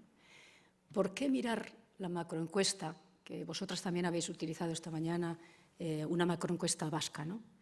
Ya veis que los porcentajes son muy similares a los que hablabais, perdón, vasca no, de Bilbao, ¿no? Ya veis que los porcentajes son muy similares, ¿no? Pero yo recojo uno más, o dos más, perdón. 1.560.000 mujeres han salido de la violencia. Desde la primera encuesta de 2006 hasta 2012, 1.560.000. Es un porcentaje significativo, es maravilloso y tiene que ver con lo que estamos haciendo. Tiene que ver con que no es real que haya una pasividad de la sociedad. Lo que sucede es que hace falta todavía más. Hace falta implicarse más, porque las dimensiones del problema siguen siendo significativos, ¿no? Pero hay otro dato también, que el 89,1% no ha sufrido violencia nunca. Es decir, que la mayoría de hombres en nuestra sociedad no maltratan ni agreden, sino que son aliados, que son con quienes tenemos que unirnos para poder lograr erradicar esas conductas violentas de esa minoría de hombres que maltratan, ¿Se ¿no? refiere en el contexto de la pareja? Sí. Estamos hablando de violencia en la pareja, ¿vale? De malos tratos en la pareja. Bueno, por lo tanto, señalar las mujeres que salen de la violencia, señalar el apoyo social con el que contamos, señalar esa parte de la realidad positiva y esforzarnos por demostrar qué ventajas tiene esto para unos y para otras, me parece una mirada imprescindible. Es verdad, por ejemplo, que cuando miramos para la prevención y para la intervención que yo decía desde el principio, es verdad que tenemos encuestas de jóvenes que a veces nos desaniman, ¿no? No sé si habéis visto la última de Díaz Aguado, ¿no? Que dicen que sigue habiendo entre la gente joven unos niveles de sexismo bastante considerables, ¿no? Los porcentajes suelen ser 10, 14, 15 de comportamientos por parte de los chicos, generalmente agresivos, o unas representaciones, por ejemplo, hay un 10 y pico por ciento, creo que es 10,7%, que sigue considerando, entre los jóvenes adolescentes, que sigue considerando que un chico parece más atractivo si es más agresivo. Es decir, que es cierto que entre los jóvenes hay un problema. Pero, sin embargo, aquí en este país tendemos, y en esto, perdonar, pero los vascos sois iguales que los de Andalucía y que los de Castilla, todos iguales. Es decir, tendemos al dramatismo, a la extrapolación del problema, a aumentarlo. A ver, es bastante grave, suficiente, que no hayamos roto este problema, es decir, que haya una transmisión generacional, que no se haya interrumpido, que a pesar de todo lo que estamos haciendo, siga habiendo sexismo entre los jóvenes. Pero no hay más violencia entre los jóvenes, perdonar. Y no necesitamos, es suficientemente grave que haya estos niveles de violencia. No necesitamos ni aumentarlo, ni desproporcionar el problema, ni hacer estos dramas sociales para entender que el problema es grave, que no hay ruptura generacional, ¿no? Bueno, creo que mirar la realidad desde esta ambivalencia, es decir, hay problemas, son importantes, son significativos, pero hay suficientes elementos en la realidad como para, apoyándonos en esos elementos positivos, poder transformar lo que hay de ella en negativo, ¿no? Esos son los buenos tratos. Es una invitación a reflexionar para esa autotransformación posible que tenemos las personas. Todas las personas tenemos lo mejor y lo peor. Podemos apoyarnos en lo mejor para vencer lo peor y también en la sociedad. Hay las dos cosas. Apoyémonos en lo positivo para poder reducir, para poder intervenir sobre lo que hay de negativo, ¿no? Es la propuesta que William Ury llama el tercer lado. Es decir, que dicen los conflictos no solo hay dos partes, ganar o perder. Hay una tercera opción posible, que es que ganemos todos. Nosotros, la ciudadanía, nos podemos ubicar en ese tercer lado. Es decir, en esa posibilidad de hacer un tercer lado, un muro, una implicación que permita que se estrellen en ese muro esos comportamientos absolutamente inaceptables, ¿no? Bueno, en esto es lo que intervenimos Acción en Red desde hace muchos años, fundamentalmente en la prevención y en esa implicación ciudadana, y desde esa óptica de apostar por los buenos tratos, apostar por el tercer lado, nos concebimos así, es desde el que hemos hecho las propuestas de Red Ciudadana, ¿no? Esa es la mirada. Nuestra Red Ciudadana, a diferencia de lo que planteabais esta mañana, tiene un componente ciudadano muy grueso, es decir, que trata de que provenga o que el peso recaiga en la ciudadanía. Y en ese sentido, más que entenderlo como un proyecto muy acabado, habéis dicho esta mañana cosas que me gustaban mucho, ¿no? Del estilo de que a veces no podemos ni imaginar todas las posibilidades de intervención que hay. Yo esa experiencia la tengo acumulada, es decir, que una imagina que se puede hacer no sé qué y vuelve de regreso con 20 posibilidades que no había previsto, ¿no? Y es maravilloso. Pero eso implica que las administraciones tienen que posibilitar eso, es decir, tienen que dar el cauce posible para que todas esas iniciativas ciudadanas se puedan gestar, se puedan canalizar, ¿no? Yo en ese sentido la propuesta que hacía y que podéis leer en la página web iba más que a crear algo nuevo, que no digo yo, que me parece que, que bienvenidas sean todas las iniciativas, ¿no?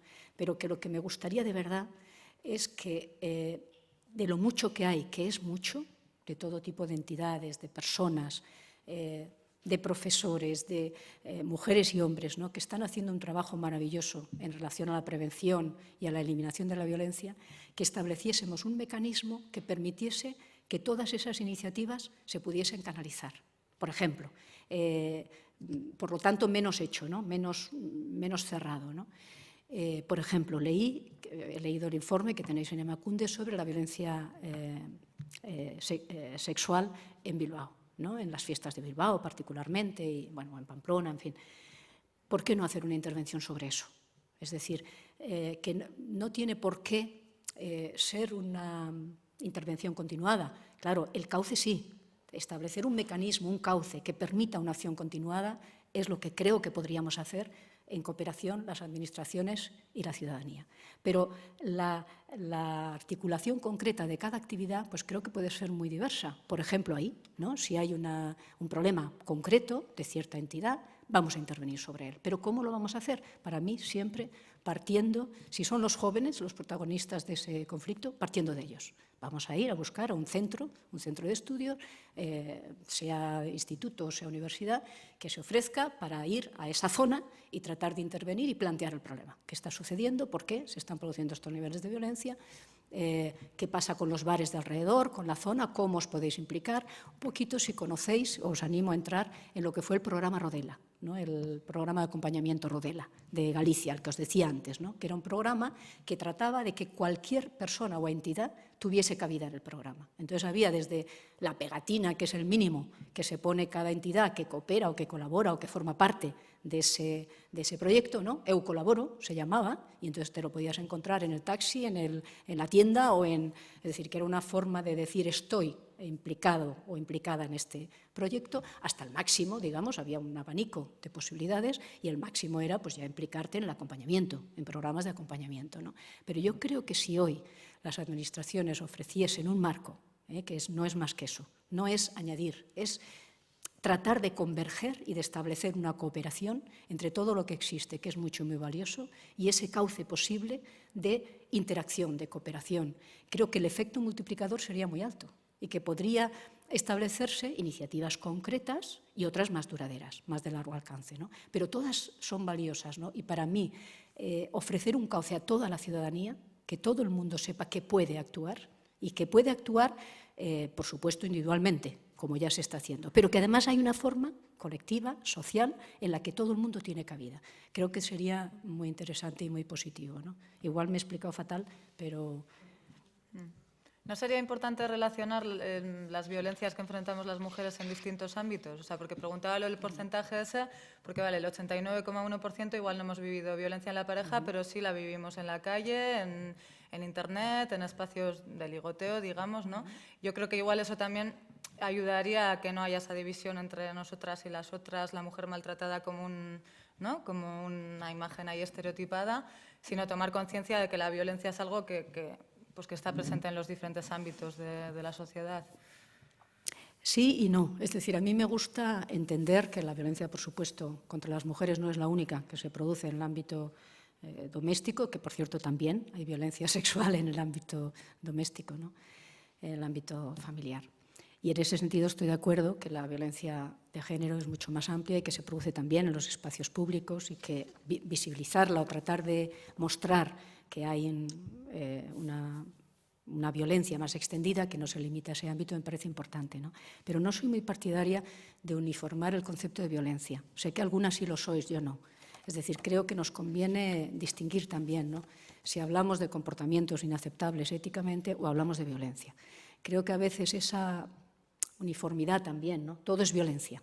Pues claro, sí, en la vida, pero no ayuda, creo yo, a entender que estamos hablando, cuando hablamos de mujeres en situación de maltrato o en condiciones de maltrato, estamos hablando de un problema severo. No estamos hablando, como yo decía antes, ¿no?, incluso mujeres que están inmersas en un proceso que necesita ayuda externa, ¿no? Otro tipo de comportamientos agresivos son diferentes, requieren otros mecanismos. Entonces, yo soy muy partidaria siempre de precisar de qué problema estamos hablando, ¿no? Y, por lo tanto, sin ignorar que hay ámbitos de violencia hacia las mujeres muy variados, ¿no?, públicos y privados, pero tratar de concretar en cada caso de qué violencia hablamos y cómo intervenir sobre ella, ¿no? Vale, pues hay alguna pregunta. Y lo dicho, si alguien quiere intervenir así directamente, que levante la mano y le doy palabra. A ver, preguntan, ¿cómo se consigue una protección policial sin poner una denuncia? Pues ese es el lío, claro, efectivamente. Es decir, que no es posible. Claro, eso es lo que estoy diciendo, ¿no?, que ahí hay un problema. Pero yo contesto, ¿y todos los casos necesitan una protección policial? ¿O se establece automáticamente esa protección policial? Es decir, que claro que hay casos que es imprescindible y, por lo tanto, sería una barbaridad no arbitrar una protección policial, ¿no? Y no se puede adquirir si no es vía denuncia penal, ¿no? Pero mi preocupación es si en todos los casos es necesaria o no. O puede haber casos en los que la protección policial no sea necesaria, ¿no? Yo he intervenido en varios casos, incluso en algunos os confieso que me costó aceptar la decisión de la mujer, porque había críos por en medio, que yo, si hubiese sido mi vida, desde luego yo había llamado a la policía, pero rápidamente, ¿eh? Es decir, que se produjeron situaciones de crisis durillas, que a mí me suponía un agobio aceptar que no se llamase a la policía, ¿no? Pero ellas me han demostrado que llevan razón. Insisto que cuando decimos es que ellas no miden bien el riesgo, pero de verdad, y es verdad, está claro que las mujeres que han sido asesinadas no han medido bien el riesgo, porque ninguna mujer quiere ser asesinada. Pero mi pregunta es, ¿pensamos que lo mide mejor un juez o que lo mide mejor un policía? ¿Por qué pensamos eso? Es decir, que es muy imprevisible la conducta humana, ¿no? Y está claro que ellas ahí no han medido, pero yo sigo pensando que ellas son el mejor vector. Es decir, que ellas nos van diciendo cuándo y cómo conviene arbitrar mecanismos de tutela o de protección, ¿no? Y en mi experiencia, desde luego, lo he confirmado en todos los casos. Es decir, que ahí hay un problema, ¿no? Que sustituirlas en esas decisiones, claro, excepto que veamos, vamos a ver, que estoy hablando, excepto que tengamos conciencia de que ahí hay un caso grave que corre riesgo la vida de esa mujer, y ahí yo no lo dudaría, sinceramente. Es decir, que si me consta, pues lo siento, pero lo que pasa es que esos casos son muy excepcionales. No es lo que nos encontramos habitualmente, ¿no? Y, sin embargo, sí que es habitual considerar que en todos los casos es la denuncia penal y la protección policial y la tutela judicial lo que necesitan. ¿Y qué es lo mejor? Yo ahí es lo que cuestiono. Digo, en muchos casos sí, pero en otros muchos no. Y llevan razón ellas cuando dicen, no, espérate que prefiero que intervengamos de esta otra manera, ¿no? También se pregunta sobre la situación específica de la comunidad gitana, ¿no? Plantean que la comunidad gitana, si se pone una denuncia, pues la comunidad va a actuar con la ley gitana y va a haber represalias. Que no sé si conoces esta realidad. O... Sí, claro, este es otro ejemplo clarísimo, ¿no? Es decir, que cuando una mujer viene y pertenece a la comunidad gitana, y a gitanos, digo porque uno de los casos que yo intervine, ella era paya y él era gitano, ¿no? Y es diferente también cuando se produce ese cruce, ¿no? Pero efectivamente ese es otro ejemplo.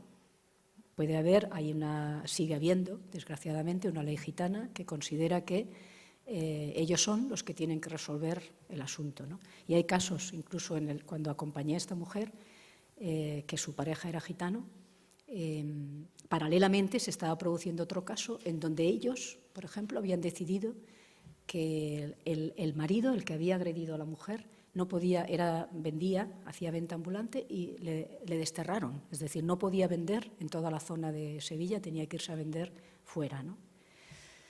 Es decir, que es verdad que consideran o que se agrava el riesgo, ¿no? En ese sentido, conviene medir.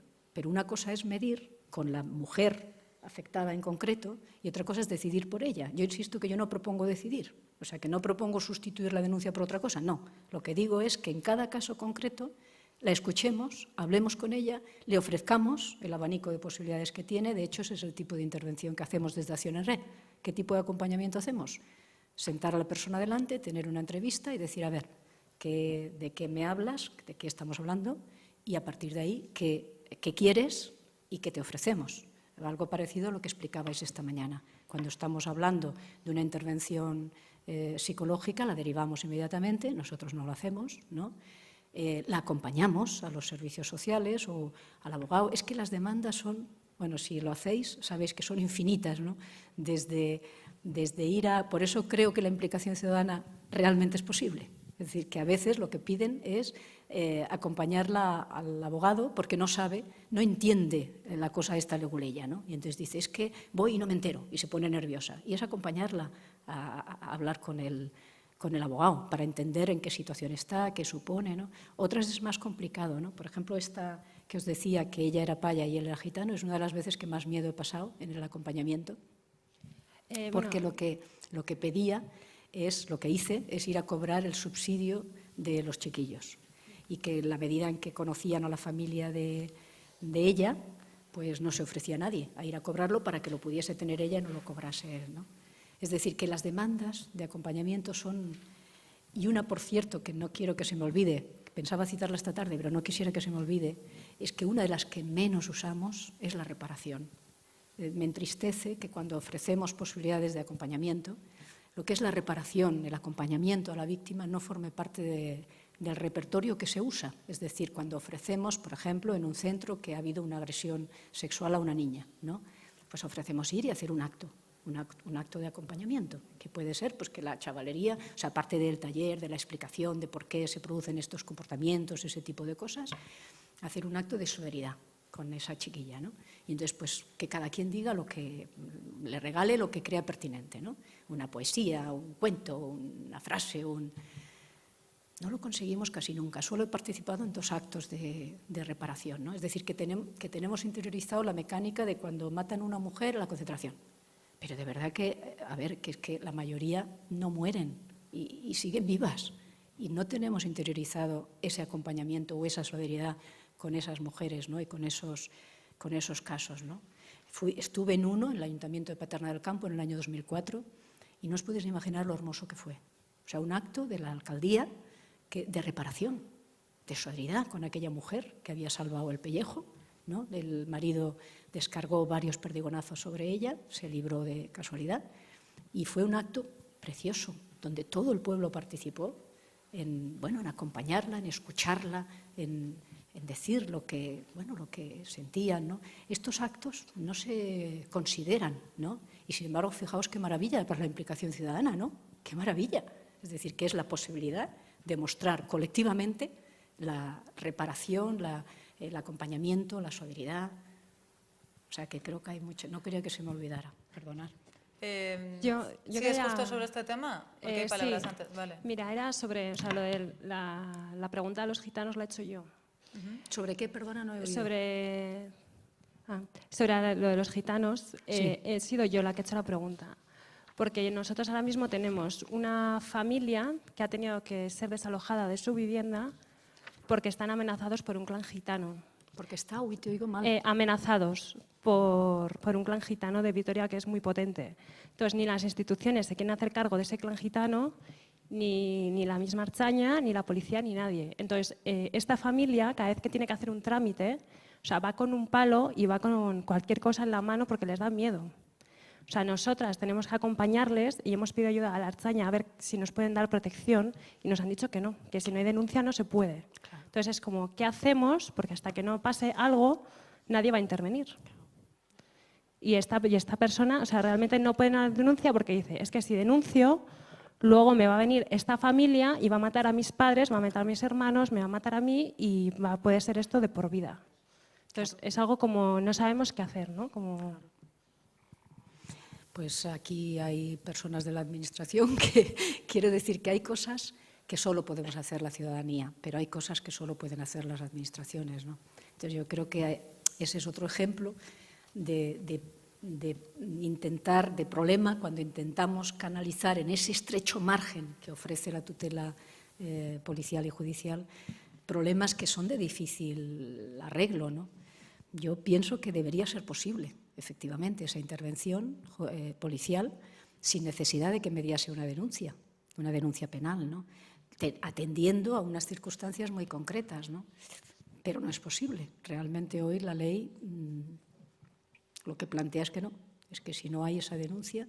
Entonces yo creo que sería cosa de que aquí las administraciones de aquí evalúen o vean si es posible establecer algún mecanismo de intervención, ¿no? Porque realmente resulta duro estar a la expectativa a ver qué pasa, ¿no? A ver si, por ejemplo, en el caso que yo acompañé, una cosa que logramos es que no es posible en todos los casos, claro, es establecer distancia física del agresor. Es decir, que conseguimos camuflarlo de manera que ella dijo que se iba con sus 2 chiquillos y con la hermana, que la hermana vivía en Canarias en este caso, y que se iba a tomar un tiempo. Entonces el agresor admitió eso y por lo tanto, bueno, intentamos muchas cosas, ¿eh? Por ejemplo, en aquel caso un referente importante fue, él era evangelista y un referente importante fue el cura, ¿sabes? Digo porque hay que intentar esos mecanismos, ¿no? Intentamos la familia, pensando que la familia de él podría también ejercer algún tipo de protección, pero no, ahí era más complicado porque ella era paya, bueno, ese tipo de cosas fueron más complicadas, ¿no? Pero, por ejemplo, funcionó lo de la distancia, ¿no? Tratar de establecer una distancia física. Por ejemplo, aquella mujer no quería de ninguna manera ir a una casa de acogida por esa repercusión que luego tiene en el mundo gitano, ¿no? La casa de acogida era un problemón para ella, pero, sin embargo, la posibilidad de viajar y presentarlo así, ¿no? Y eso fue importantísimo. Para ella, además, aprovechamos, claro, porque insistimos siempre en lo mismo. Sí, pero tratamiento tuyo. O sea, vale, pero... Porque, claro, ella venía pidiendo que él deje de maltratarla, claro, de siempre, que tenga una... Bueno, de siempre, de muchas veces, ¿no? Que se le pueda tratar a él psicológicamente y que ella pudiese tener seguridad, ¿no? Entonces, si hay la posibilidad de establecer esa distancia, pues también puede, durante un tiempo, claro. Pero si no lo hay, pues...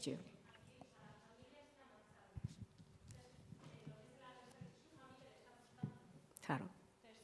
Es que es como la está terminando.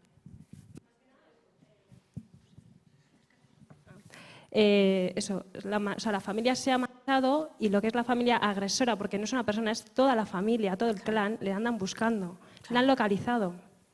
Y da igual que vaya a otro sitio porque le van a seguir buscando. Entonces es como hasta cuándo alguien va a intervenir, ¿no? Porque al final eso, pasará algún día algo y entonces nos echaremos las manos a la cabeza. Pues sí. Norma. Estás tú primero, según mis... Sí. Bueno, es que yo quería comentarte que obviamente las experiencias son muy diversas, muy amplias, distintas. Yo conozco algunas experiencias que se están haciendo desde el ámbito local donde sí es posible la protección policial sin denuncia, donde se están haciendo experiencias de red, de acción en red, no el nombre de la asociación, sino de juntarse cuando las mujeres no quieren denunciar, pues porque tienen mucho miedo, ¿no? Porque les implica mayor riesgo, porque tienen tal control que solo tienen 5 minutos al día para estar sin él, y en algunos, donde obviamente siempre hay tanto instituciones implicadas, sensibles, como asociaciones, que yo creo que esa es una de las características, donde se convence de que no todo pasa por la vía judicial y las policías locales fundamentalmente se comprometen a la protección sin que haya esta denuncia y esta orden, ¿no? Sobre todo es con las policías locales las que se comprometen a hacer este trabajo, y creo que hay experiencias muy interesantes en este sentido y también de reparación, ¿no? Yo también he ido a varios actos de reparación, desde la iniciativa de la escuela, ¿no? Del colegio, desde distintos lugares en donde en efecto creo que eso también es muy importante porque repara el conjunto de la de la comunidad también, ¿no? No solo a la familia, que es fundamental, sino al conjunto de la comunidad. Pero bueno, aparte de decir esto como ejemplos, no concretar, pero decir que creo que hay muchas cosas que está haciendo. Cuando tú decías sí pero no sobre la pregunta que te hacía Yune de la violencia general, a mí también me sale otro sí pero no. O sea, porque yo creo, y lo hablo desde un punto sesgado, desde una experiencia más de intervención psicológica, donde una mínima, pero mínima cantidad de mujeres con las que yo he trabajado han denunciado, una mínima cantidad sufrían violencia física, ¿no? Pero todas tenían un enorme sufrimiento y tenían unas consecuencias muy severas de esta violencia que no se expresa en un hecho traumático, como puede ser una agresión sexual, ¿no? Ni se expresa en una relación claramente de violencia, sino en estos microviolencias, en estas relaciones cotidianas de control, en donde se mezcla la desigualdad, el control, la violencia, en un continuum que a veces es muy difícil de precisar y que las consecuencias para ellas, a nivel de su estructuración psicológica, de sufrimiento, son enormes. Y por eso yo creo que el concepto de violencia, allí yo sí lo uso, porque no solo es control, el control y la violencia tienen una línea muy fina que se pasa muy frecuentemente, que pasa del control a la violencia, que regresa y que es precisamente lo que a las mujeres enloquece. Y lo digo también con todas las implicaciones de enfermedad biológica, física y de deterioro psicológico, ¿no? Entonces, yo sí creo que es un concepto amplio de violencia, porque lo veo en la práctica psicológica e insisto, una mínima parte residual de las mujeres con las que yo he trabajado se considerarían mujeres maltratadas, han vivido violencia de la reconocible y están inmersas en situaciones de violencia que tienen unas altas repercusiones y diría más, ya por último, solo para plantearla, la gran mayoría de las mujeres con las que yo trabajo son jóvenes, ¿no? Cercanas al feminismo, cuando no feministas, ¿no?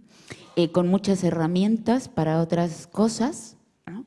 Y sus parejas en muchos casos muy dispuestos, ¿no? También están involucrados en, qué sé yo, en colectivos sociales, ecologistas y demás, y no saben cómo relacionarse desde marcos distintos de las relaciones, creen que son relaciones igualitarias, jamás dirían ellos ni ellas que son maltratadas, pero una vez que se ponen a pedir ayuda porque algo va mal, no solo lo que yo descubro, lo que ellos también descubren, ¿no? Es que ahí hay violencia y muy grande, ¿no? Tan negada, tan interiorizada, que tiene como consecuencias tanto para ellas, ¿no? El sorprenderse, el estar en relaciones así, ¿no? Y insisto que puede ser sesgada por ser yo quien soy y por venir la gente que viene a mí, que tiene que ver también con un cierto perfil de gente que quiere pedir ayuda, que jamás se le ocurriría que es violencia, pero que en el fondo a lo mejor algún ruidito les está haciendo eso, ¿no? Bueno, yo varias cositas. Ya sabéis que un problema de la violencia psicológica es precisamente cómo aprenderla, digo aprenderla con H, ¿no? Es decir, que una dificultad es cómo definirla, cómo detectarla, es decir, que es fácil la violencia física, pero, bueno, fácil, perdón, o relativamente fácil, porque tampoco es fácil a veces demostrarla, aunque exista, ¿no? en el ámbito judicial. Pero la violencia psicológica tiene más dificultad, ¿no? Es decir, que eso es verdad. En el Observatorio Andaluz de Violencia contra la Mujer andamos intentando hacer un documento, bueno, hemos empezado ya, ¿no? Tenemos un primer borrador de tratar de describir comportamientos de violencia psicológica que no podrían o no estamos pensando en que puedan tener una proyección judicial preceptiva, pero a lo mejor sí ayuda, ¿no?, a tratar de entender que hay comportamientos que, si se hacen de una manera reiterada o por su intensidad en la propia formulación, pues puede afectar psicológicamente, es decir, que es violencia psicológica. O sea que un primer problema es cuando hablamos de esto de qué hablamos, ¿no? Hay dificultades para poder acotar de qué tipo de problema estamos hablando, ¿no? Como en cualquier otra violencia, por otro lado, digo la violencia psicológica, en este caso también la física, también yo siempre soy partidaria de concretar de qué intensidad estamos hablando, de qué envergadura, de qué gravedad. Es decir, que, insisto, igual que en la física, no es lo mismo una bofetada, no porque una bofetada no sea reprochable y merezca un reproche social, pero no tiene las mismas consecuencias ni implica lo mismo, ¿no?, para las personas implicadas. Lo mismo aplico al ámbito de la violencia psicológica, ¿no? Es decir, que también, una vez mejor delimitado, si podemos, qué es, seguimos teniendo el problema de su intensidad, de su envergadura, Bueno, entonces, desde ese punto de vista, creo que ahí hay todavía terreno que avanzar, hay mucho debate, incluso en el ámbito del personal profesional, ¿no?, de la psicología, y dificultades para poder acotar bien el fenómeno mismo de la violencia psicológica, ¿no? Sin embargo, para mí, ¿cómo intervenir?, que es lo que planteo, es decir, ¿cómo habría que intervenir sobre eso? Para mí eso sí está más claro, Norma. Yo creo que en esos casos, en cualquier caso, se trata de reforzar la posición de esas mujeres, ¿no?, de reforzar su autonomía, su capacidad de decisión, sus márgenes de libertad, ¿no? Por lo tanto, para mí, se trata de reforzar esas mentalidades antisexistas, de reforzar sus propios recursos, es decir, de intervenir de manera que efectivamente puedan afirmarse, puedan empoderarse. Y, por lo tanto, en la forma de intervenir no hay diferencia para mí, si es un tipo de violencia u otra, ¿no? Lo que ya no me gusta es insistir en que ellas no lo saben. Es decir, si buscan ayuda, la buscan por algo. Es decir, que están tratando de plantear que hay un problema. ¿Qué más da cómo lo llamemos? Pero, sin embargo, quiero decir que pueden no llamarle violencia psicológica, pueden llamarle lo que quieran. Hay problemas en nuestra relación, me da igual. ¿Por qué empeñarnos en llamarlo violencia? Es decir, que eso tiene cosas a favor, sin duda, pero tiene cosas en contra, que es efectivamente homogeneizar comportamientos que ni tienen los mismos efectos sobre ellas, ni sobre ellos, sobre el que lo ejerce, ni sobre la sociedad. Es decir, que siendo problemático, no estamos hablando de lo mismo, ¿no? En la violencia psicológica podemos estar hablando de algo más grave incluso que la violencia física, ¿no?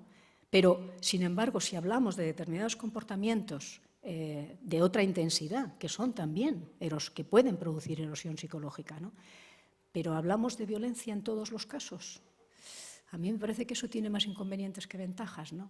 Es decir, que para mí hay tres problemas, ¿no? ¿Cómo nombrarlo?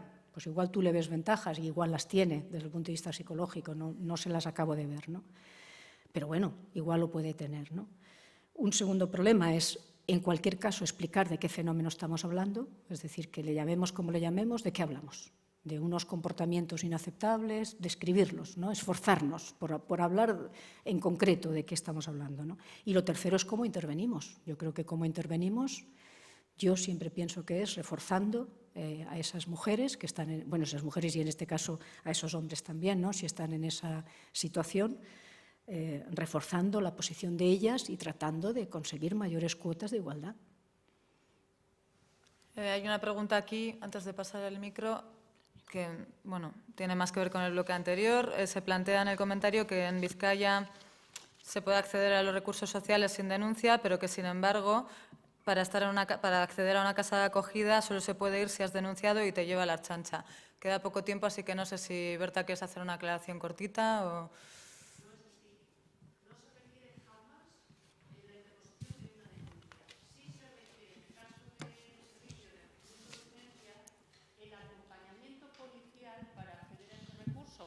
Porque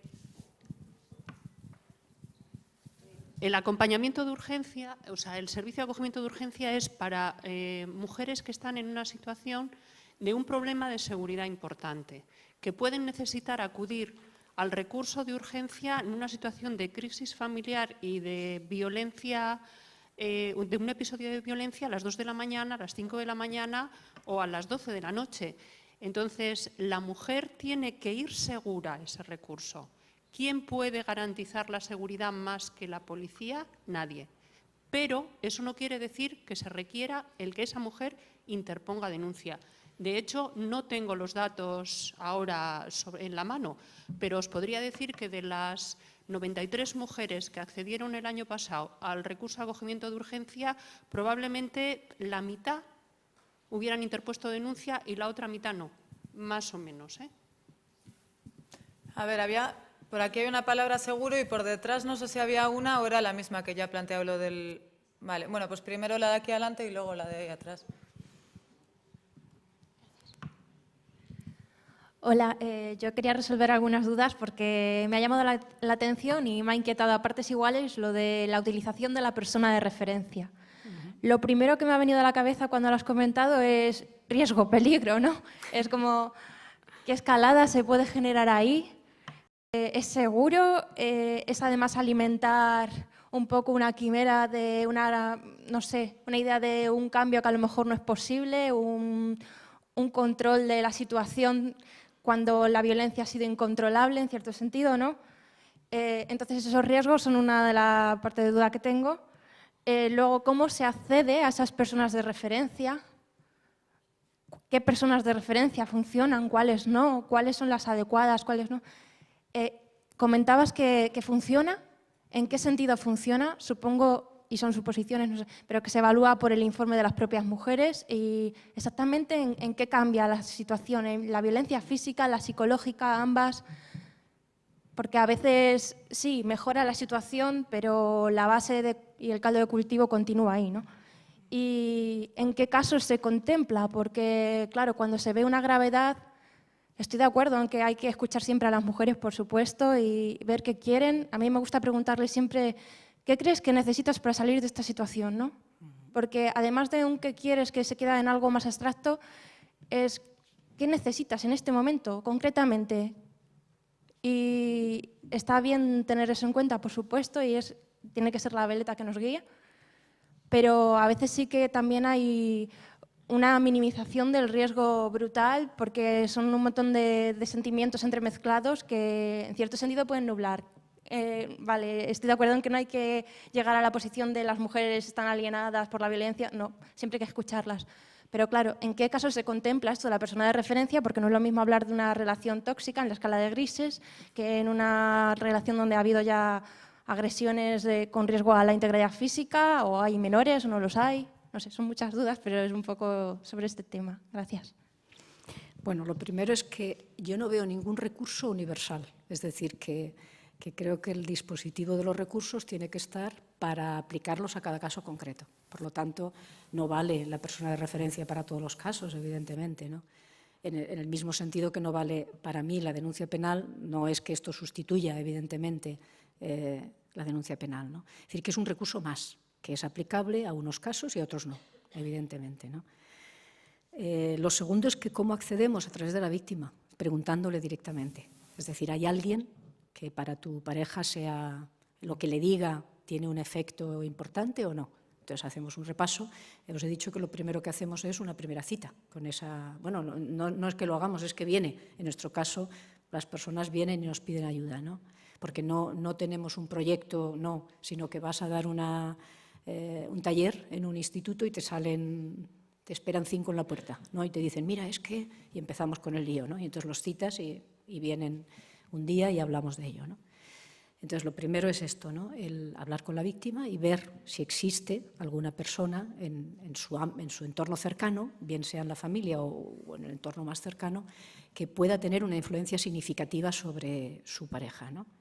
Lo tercero es para conseguir que, pues, cuando digo que funciona, claro, para lograr el objetivo inmediato que nos proponemos con la persona, que puede ser muy diverso. Por ejemplo, en el caso del acoso telefónico, fue que dejó de llamar realmente cuando intervino el padre, ¿no? Es decir, que digamos como era el caso, lo conseguimos. En el caso de la mujer paya, con el gitano, pues conseguimos hacerle creer que ella necesitaba un tiempo para aclararse de cuáles eran sus sentimientos con su pareja y se iba a ir con la hermana una temporada y luego hablaríamos porque él se había portado mal. Es decir, conseguimos pues, que de una manera tranquila ella pudiese coger a sus chiquillos y pudiese marcharse durante 3 meses, muy importantes.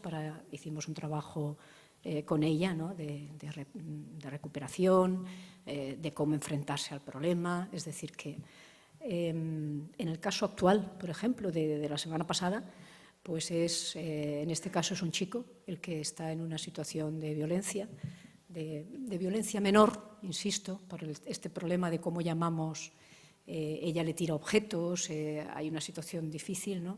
Porque he dicho que acompañamos a mujeres, pero por supuesto no excluimos tampoco cuando hay un caso de un chico, ¿no?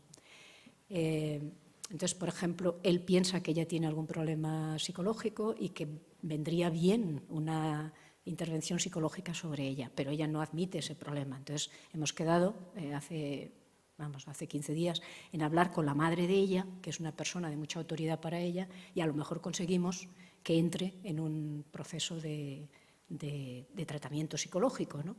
Junto a otras medidas, pero digo que en cada caso, cuando te enfrentas al caso concreto, pues claro, estamos hablando de intervenciones que permitan, que ayuden a buscar una salida concreta al problema concreto que tenemos, claro. Es decir, que no os voy a relatar los 40 y tantos casos, ¿no? Pero bueno, en cada caso, en el que os he dicho de cuando éramos jóvenes, la verdad es que aquel hombre no vivió mucho, pero el tiempo que vivió, y nosotros no tenemos nada que ver con ese asunto, es decir, que fue la vida, ¿no? Pero bueno, me refiero que funcionó que dejara de maltratarlas, sinceramente, a las hijas y a la mujer, ¿no? A su pareja. Es decir, que en cada caso, cuando digo que ha sido efectivo, es para el logro de aquel objetivo que en cada caso nos hemos marcado, ¿no? Pero, insisto, no lo veo como una medida universal, es decir, no creo que en todos los casos sea viable, ¿no? Creo que es una opción más que tiene que estar disponible y que tiene que entrar en nuestra cabeza la posibilidad de usarla, ¿no? Pero no que sea aplicable, ¿no? Había una pregunta por ahí y da tiempo a una última, si alguien más quiere intervenir. Hola, buenos días. Buenos días. Soy Nuria, soy abogada y os lo digo porque a pesar de ello, yo tampoco creo que la vía penal sea la única vía para solucionar este tipo de problemática. De hecho, creo esto por todas las decepciones continuas que me llevo con la Administración de Justicia, entre otras cosas. Pero a pesar de ello, luego en mi interior, ¿no? Aunque veo que no es la única vía, en mi interior hay veces que me sale como esa vena justiciera y digo, vale, no es la única vía, pero ¿por qué si en esta sociedad cualquier tipo de actitud o muchísimas de las actitudes tienen un castigo? Aparco mal, me llevo mi multa. ¿Por qué esta actuación, que para mí es de las peores, no va a tener ese castigo? No va a tener ese reproche. Eso es algo, esa dicotomía que tengo yo ahí, ¿no? Luego también pienso, bueno, es que podría haber otras maneras de que esa persona sufriera su castigo y de que la otra persona se sintiera apoyada, ¿no? La sociedad, habéis dicho, ¿no? El 98% de la gente en el País Vasco considera la violencia como uno de los problemas de esta sociedad, ¿ya? Pero es que eso luego no tiene la vuelta. Luego eso no tiene la vuelta en el apoyo a la víctima y en el reproche hacia el hombre violento, hacia el agresor, hacia el delincuente, porque luego la mayoría de esos delincuentes salen, incluso algunos nunca han entrado en prisión, pero salen y tienen a su cuadrilla, tienen a sus vecinos que les saludan de igual manera.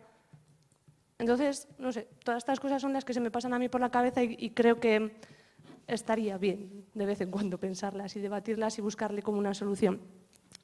Y luego, otra de las cuestiones que justo acaba de sacar la compañera es el tema de la libertad que le tenemos que dar a las mujeres, ¿no? A que ellas tomen las propias riendas de su vida y decidan lo que quieren hacer en estos casos.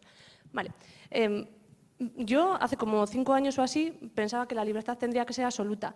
En una de las ponencias oí a Amelia Valcárcel una vez decir que, claro, que la libertad individual admite muchísimas actuaciones, excepto aquellas en las que esa libertad se basa. O sea, si yo para ser libre, lógicamente no puedo ser esclava, a una mujer no le puedo permitir que se haga esclava, o sea, en un rizo macabro de esa libertad, ¿no? Entonces, eso, ¿dónde ponemos el límite? ¿Hasta dónde damos libertad a que esas mujeres decidan lo que más van a hacer o no van a hacer? Gracias. Bueno, empiezo por el final. Porque yo no soy nadie para permitirle a nadie nada. Es decir, que hasta dónde debo yo permitir es que yo, una cosa es mi vida y lo que hago yo con ella, y otra cosa es que yo considere que puedo decidir sobre la vida de la otra persona, ¿no? Yo creo que ahí hay unas normas, evidentemente, de convivencia, ¿no? Toda la libertad de todos los individuos la tenemos limitada en no hacer daño a los demás, ¿no? Y en no hacérnoslo a nosotros mismos también hay algunas limitaciones, ¿no? Pero en cualquier caso no es un problema de yo hasta dónde admito. Yo creo que en esa propia relación que describes debemos de cambiar y modificar esa idea, ¿no? Y es, no tengo que concederle nada, las personas somos autónomas, tenemos capacidad de decisión, que es lo que defiendo. En la libertad nos comportamos acorde con las normas sociales todo el mundo y es deseable que las respetemos, ¿no? Pero en el terreno de mi capacidad de decisión, de mi autonomía, ahí es donde yo digo que debemos de respetar esa capacidad de decisión y esa autonomía, y la sociedad, la obligación que tiene es reforzar eso, es decir, tratar de intervenir de manera que esa capacidad de decisión de esa mujer sea lo más libre posible. No de limitarla, sino de que tenga unos condicionantes suficientes para poder tomar esa decisión con la mayor libertad posible. En esa facilitación o en ese empeño por tratar de reforzar esa posición de empoderamiento de esa mujer es donde yo creo que no acabamos de atinar. Es decir, que a veces nos pierde la idea de que ella no está actuando bien y que le conviene otra cosa. Y yo, de verdad, que creo que en eso nos tiene que merecer mucho respeto, ¿no? Insisto, que excepto donde peligra la vida de una persona, de una mujer, de un crío, que ahí no hay discusión posible, excepto en esos casos, yo creo que debe predominar la opinión de la víctima, ¿no? La opinión de ella, de lo que ella quiere, de lo que ella cree, y nosotros debemos acompañarle y facilitar que en ese proceso que ella misma tiene que hacer tenga las mejores condiciones posibles. Pero si la sustituimos, ten por seguro que fracasaremos. Es decir, que el problema de eso, que voy a la segunda pregunta que hacías, ¿no? ¿Por qué no recurrir al castigo como única vía? Porque no es efectivo. Es que es así. Es decir, si lo que estamos pensando, que es en lo que pienso, que de este problema tenemos que salir reforzando la autonomía y la capacidad de decisión de las mujeres, saliendo empoderadas, no sirve de nada el que yo use el castigo penal, sea mayor o menor, ¿no? Pero yo estoy de acuerdo contigo en que el reproche penal y social es imprescindible. Es decir, que yo no estoy abogando por eliminar el reproche penal. No. Lo que estoy diciendo es que ese reproche deberíamos de tratar de hacer una revisión de si la aplicación que está habiendo podemos mejorarla. Pero yo estoy de acuerdo en el castigo, no creo que no deba haberlo, ¿no? Solo que creo que el castigo tiene que ser útil, pero no solo en violencia de género, ¿no? Antes ha dicho Yune que formé parte de la fundación de la Asociación Pro Derechos Humanos de Andalucía, ¿no? Y veo este problema no solo en violencia de género, lo veo en todos los delitos en este país, ¿no? Que tendemos a un abuso de ese recurso para resolver problemas sociales. Es decir, que estamos hablando de un problema social. Los problemas sociales solo se pueden resolver donde se producen, que es en la sociedad.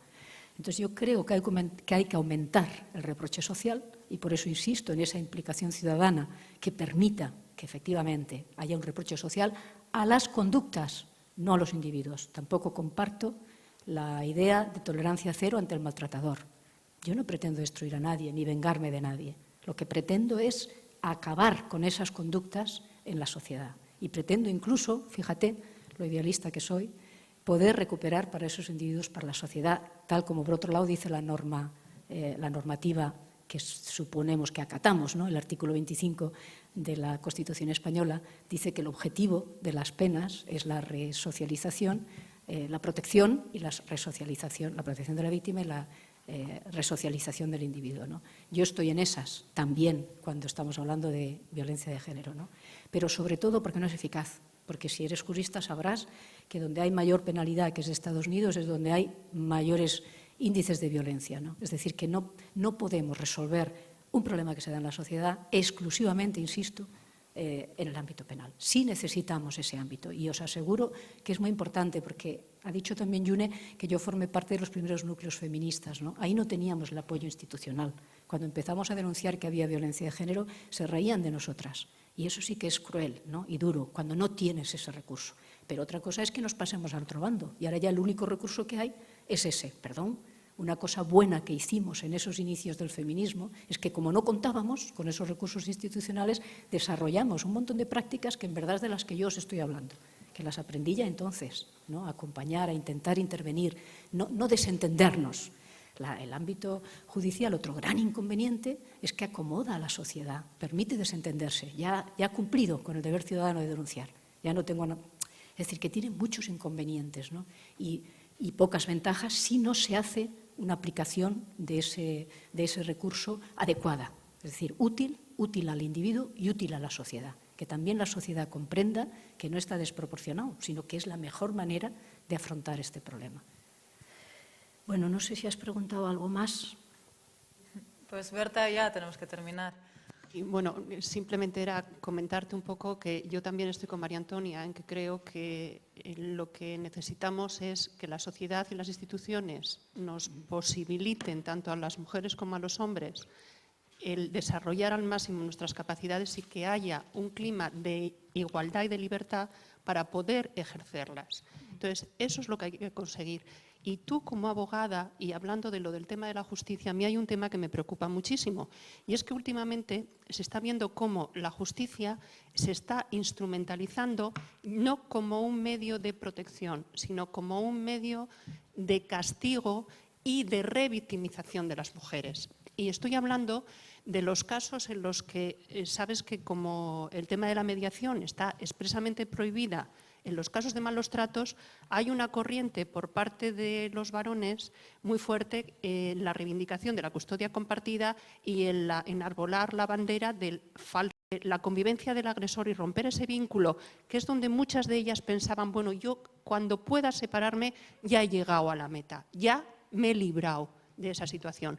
Pues lo que se está consiguiendo es precisamente todo lo contrario, que su situación empeore, que su desgaste emocional y psicológico sea gravísimo y que se esté instrumentalizando a la institución de la justicia como precisamente un medio para castigar todavía más a las víctimas.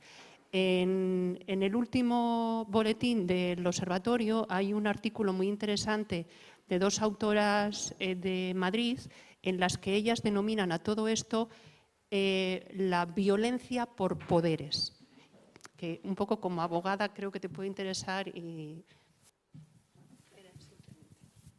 No os entretengo más, estáis cansaditas y cansaditos. Solo un par de imágenes de implicación ciudadana que es posible y que es importantísima, ¿no? Pero como vamos a seguir luego, pues os quería poner un spot muy bonito, pero lo ponemos a la tarde. Vale, porque si os habéis quedado con ganas de seguir charlando, os recuerdo que a las 7 vuelve a haber una charla de María Antonia aquí mismo también, ¿vale? Es que el casco...